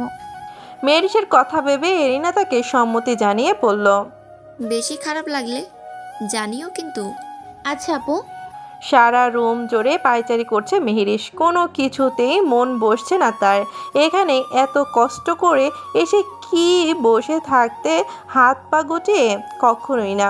ওই লোক যদি আজকে বিয়ে করে ফেলে তো হতেও পারে বিয়ে করে ফেলেছে, তাই হয়তো বাড়িতে আসে না। না হলে এত দিন কি নিজ বাড়িতে না এসে থাকতে পারে নাকি কেউ? কি করবে মেহেরিস? একবার যাবে ওই বাড়িতে, কিন্তু কিভাবে যাবে সে তো ভালো করে চেনেও না জায়গাটা। আর এত রাতেই বা তাকে কেউ যেতে দিবে সেখানে? এটা তো আর আমেরিকা নয়, যখন তখন ইচ্ছা বাইরে বের হওয়া যাবে। এভাবে পার হলো আরও বেশ কিছু সময়। মেহেরিসের মন শান্ত হচ্ছে না কিছুতেই। নিজেকে শান্ত রাখার শেষমেশ একটা উপায় বের করলো আপাতত। না হয় সে পূর্বের রুম থেকে একটু গপা পাইচারি করে আসুক, কাল সকালেই না হয় যাবে তার ক্লাবে ভেবেই আসতে ধীর ধীরে দরজা খুলে পা চালিয়ে গেল পূর্বের রুমের সামনে। দরজা খুলে রাখা দেখে কিঞ্চিত অবাক হলো মেহেরিস। ভেতরে কি কেউ আছে? কিন্তু সে যতটুকু জানে এই লোকের রুমের ভেতরে তো ভুলেও কেউ যাবে না। যাকগে, তার জন্য তো ভালোই হয়েছে দরজা খোলা আছে। চুপি চুপি রুমের ভেতরে প্রবেশ করলো মেহেরিস। ঠিক সাথে সাথে ভেতরে ঢুকে মেহেরিস আরেক দফা অবাক হলো পূর্বের সেই কাচের দেয়ালের ন্যায় দরজাটি খোলা অবস্থায় দেখে। ওই রুমটায় কখনো যাওয়া হয়নি মেহেরিসের। আগে কতবার এসেছে এই বসার রুমটাতে এসেছে সে, তবে আজ হঠাৎ করে এত সিকিউরিটি থাকার রুমে দরজা খোলা দেখে কিছুটা অবাক হলো মেহেরিস। নিজেকে দমিয়ে রাখতে না পেরে চটজলদি ওই কাচের দেয়ালের ন্যায় দরজার সাথে গিয়ে ঘেঁষে দাঁড়িয়ে ভাবলো ভেতরে গিয়ে একবার দেখবে সে ভেতরে কে আছে আর কি বা আছে ভেতরে। দরজাটা আরেকটু ঠেলে ভেতরে প্রবেশ করতে রীতিমতো বিস্মিত মেহেরিস। বেশ ঝাঁকজমক পূর্বর একটা রুম, ফার্নিচারগুলো বেশ অদ্ভুত সুন্দর, রুচি আছে বলতে হবে এই লোকটার, সব কিছুতেই পারফেক্ট। তবে হঠাৎ মেহেরিসের নাকে সেই চিরপরিচিত পারফিউমের ঘ্রাণ ভেসে আসতে কিঞ্চিত ভাবুক হলো মেহেরিস। তার মাঝে রুমের সাথে অ্যাটাচড করা বাথরুম, ভেতরে পানির শব্দে ধ্যান ভাঙল মেহেরিসের। বিদেশি স্টাইলে করা বাথরুমটি সহ কাচের তৈরি, তবে ব্লোয়াট বাইরের থেকে কিছুই দেখা যাবে না। তবে এই মুহূর্তে ভেতরে যে কেউ আছে সে ব্যাপারে আপাতত শিওর মেহেরিস। আচ্ছা, ভেতরে কি সময় কে থাকতে পারে? এই থাকতে পারে? এই লোক না তো? কিন্তু সে তো নাকি অনেকদিন যাবত এই বাড়িতেই আসে না। তাহলে এটা কে? চোর নয় তো আবার? দূর, কি ভাবছে সে? এত সিকিউরিটির মধ্যে এত রাতে কোনো চোর আসতে যাবে না নিশ্চয়ই, তাও আবার এই লোকের রুমে। ইম্পসিবল। তার এসব ভাবনার মধ্যেই পরনে কালো ট্রাউজার আর উপরের সাদা শার্ট পরনে বাথরুম থেকে বের হয়ে আসলো পূর্ব। শার্টের উপরের দুটো বোতামে এখনও লাগানো হয়নি তার, যার ফলে ফর্সা লোমহীন আধ খোলা বুকটা অনেকটাই দৃশ্যমান মেহেরিসের চোখে। সাথে সদ্য ভেজা চুল, যা থেকে টপটপ করে পানি ঝরছে। হাতের কালো কালো পশমগুলো পানির তবলে লেপ্টে আছে মাংসের সাথে। চোখের পাপড়িগুলো ভিজে একটা আরেকটার সাথে লেগে আছে। মেহেরিসের বুকের ঢুকপুকানি যেন আস্তে আস্তে বেরিয়ে চলল। লোকটাকে দেখতে এত মারাত্মক সুন্দর লাগছে যে মেহেরিসের সব রাগ ক্ষোভ ভুলে গিয়ে পূর্বকে দেখায় বিভোর হয়ে উঠল। যেন এই মুহূর্তে তার প্রধান কাজ হচ্ছে শুধু এই মানুষটাকেই দেখা, যাকে এভাবে দেখে সারা জীবন পার করে দিতে পারবে মেহেরিস অনায়াসে। এভাবে এই সময় পূর্বকে এখানে দেখার কথা কল্পনাতেও ভাবেনি সে। বাজ পড়ার ন্যায় শক্ট হয়ে দাঁড়িয়ে আছে সে এক জায়গায়, চেয়ে আছে অপলক দৃষ্টিতে। পূর্ব বাথরুম থেকে বের হয়ে দেয়ালের সাথে অ্যাটাচড করা বড় মিররটার সামনে দাঁড়িয়ে থাকে, হাতে থাকা সফেদ টাওয়ালটা দিয়ে চুল মুছতে মুছতে ব্যস্ত হয়ে পড়ল, যা আরও বেশি মাতাল করে তুলল মেহেরিসকে। শুকনো গলায় মেয়েটা অনবরত ঢোক গিলেই যাচ্ছে। পূর্বের এই রূপ মেহেরিস আজ প্রথম দেখল, অথচ পূর্বর ভাবসাব এমন যেন সে ছাড়া তার রূপে এখন আর কারো অস্তিত্বই নেই। সেসব নিয়েও মেহেরিস আপাতত কিছুই ভাবছে না। সে তো তার এই কল্পপুরুষকে দেখায় মত্ত। এই লোক বোধহয় ইচ্ছে করে শার্টের উপরের বোতামগুলো খুলে রেখেছে মেহেরিসকে ঘায়েল করতে। মেহেরিসকে আরেক দফা অবাক করে দিয়ে এবার পূর্ব আস্তে আস্তে শার্টের বাকি বোতামগুলো খুলতে শুরু করলো। ধ্যান ফিরে আসে মেহেরিসের, সাথে সাথে চোখ নামিয়ে নিচের দিকে চেয়ে গমগমের স্বরে পূর্বকে উদ্দেশ্য করে বলে, আরে আরে কি করছেন? দেখতে পাচ্ছেন আপনার সামনে একটা মেয়ে মানুষ দাঁড়িয়ে আছে? এতেও পূর্বর মধ্যে কোনো রিয়াকশন হলো না। আগের ন্যায় শার্টের বাকি বোতামগুলো একটা একটা করে খুলে এক টান দিয়ে শার্ট খুলে ফেললো বেডের এক কোনায়। সাথে সাথে মেহেরিস ঘুরে দাঁড়ালো চোখ বন্ধ করে। হাত পা ঠান্ডায় অসাড় হয়ে উঠছে ইতিমধ্যে মেহেরিসের। মস্তিষ্ক জুড়ে শুধুই একটু আগের দেখা ঘটনার পুনরাবৃত্তি ঘটে যাচ্ছে। কোনো রকম শুষ্ক জিভ টেনে ঠোঁট দুটো ভিজিয়ে নিল মেহেরিস। এই মুহূর্তে তার ভীষণ পানি পিপাসা পেয়েছে। হয়তো এক সমুদ্র পরিমাণ পানিও কম পড়ে যাবে তার কাছে এই মুহূর্তে। এই লোক কি অন্ধ হয়ে গেল নাকি? সে কি দেখতে পায়নি তার সামনে একটা মেয়ে মানুষ দাঁড়িয়েছিল? অসভ্য লোক কোথাকার। আচানক মেহেরিসের মাথায় প্রশ্ন এলো, আচ্ছা তাকে এখানে দেখে এই লোকের মধ্যে কোনো প্রতিক্রিয়ার সৃষ্টি হলো না কেন? উল্টো এমন ভান করছে লাগছে যেন মেহেরিসের এখানে থাকাটা স্বাভাবিক, তো দূরে থাকে তাকে যেন চোখেই দেখতে পাচ্ছে না। রাগ উঠল মেহেরিসের প্রচণ্ড। কোথায় সে ভেবেছিল হয়তো তাকে দেখে এই লোক খুশি হবে, কিন্তু তার ধারণা তো পুরোপুরি ভুল। তার মানে সাব্বিরের কথাই ঠিক, নিশ্চয়ই এই ব্যাটা বিয়ে করে নতুন বউ রেখে এসেছে ওই বাড়িতে। রাগে বিক্ষোভে ভেতরটা জ্বলে পুড়ে ছারখার হয়ে যাচ্ছে মেহেরিসের। মন তো যাচ্ছে পূর্বের এই ভেজা চুলগুলোকে একত্রে টেনে টেনে ছিঁড়তে। এই আপনার সমস্যা কি? হ্যাঁ, আপনার সামনে আস্ত একটা আমি দাঁড়িয়ে আছি, অথচ এমন ভাব করছেন যেন এখানে আপনি ছাড়া কেউ নেই। পূর্বের দিকে ঘুরে তাকিয়ে বলল কথাটি মেহেরিস। এতক্ষণে পূর্ব নিজের উদাম গায়ে অ্যাশ কালারের একটি টি শার্ট জড়িয়ে ফেলেছে, এতে যেন কমতি নেই লোকটার সৌন্দর্যের এক ফোঁটাও। কিন্তু এবারও পূর্ব মেহেরিসের সমস্ত রাগের উপর এক বালতি পানি ঢালার ন্যায় তাকে এড়িয়ে সোজা বাইরে চলে গেল রুম থেকে। তৎক্ষণাৎ মেহেরিস রাগে ভস্মিত হয়ে দৌড়িয়ে গিয়ে খাটের কোণা থেকে পড়ে থাকা শার্টটা উঠিয়ে পূর্বকে ছোড়ার ন্যায় পেছন থেকে ছুঁড়ে মারল, কিন্তু ততক্ষণে পূর্ব দরজা পেরিয়ে বাইরে চলে গেছে। বোকা মেহেরিস জানেও না যে সে বাংলাদেশে আসবে আর সেটা পূর্ব জানতে পারবে না। তা কি হয়? মূলত পূর্ব তার সেই গার্ডসদের ফোন করে জেনেছিল মেহেরিসের কথা। এয়ারপোর্টে থাকার বিষয়টা জানার পরেই সে জানতে পারে মেহেরিস বাংলাদেশের উদ্দেশ্যে প্লেনে উঠেছে। তখন সাব্বিরের উপর সন্দেহ হয়েছিল পূর্বর, তবে সেও এবার মেহেরিসকে বুঝাবে এই পূর্বের কথা না শোনার পরিণতি। হাড়ে হাড়ে ভোগ করাবে মেয়েটাকে সেটা। এখানে তো আসতে না চাইলেও বেহায়া মনটা আর বাধা মানল না তার। কাতর চোখ দুটো এক নজর তার এই বেয়াদব বউটাকে দেখতে চলে এসেছে তার কথা অমান্য করে। খাবার টেবিলে বসে আছে পূর্ব। রাহিমা বেগম খাবার বেড়ে দিচ্ছেন ছেলেকে। পূর্বর বাড়িতে আসার কথা জেনে সবাই জড়ো হয়ে আপাতত ডাইনিং রুমে মুখ টিপে হাসছে একজন অপরজনের দিকে চেয়ে। এতদিন ধরে যাকে ধরে বেঁধে আনতে পারেনি বাড়িতে, সে আজ হঠাৎ করেই বাড়িতে হাজির হওয়ার বিষয়টা বোধগম্য হয়নি এমন আচরণ তাদের। তবে এতে বিন্দু মাত্রই ভ্রুক্ষেপ নেই টেবিলে বসে থাকা ব্যক্তিটার। সে তো নিজের মতো আয়েশ করে খেয়ে যাচ্ছে তখন থেকে। হাঁসফাঁস করতে করতে আমান এসে দাঁড়ালো পূর্বর সামনে।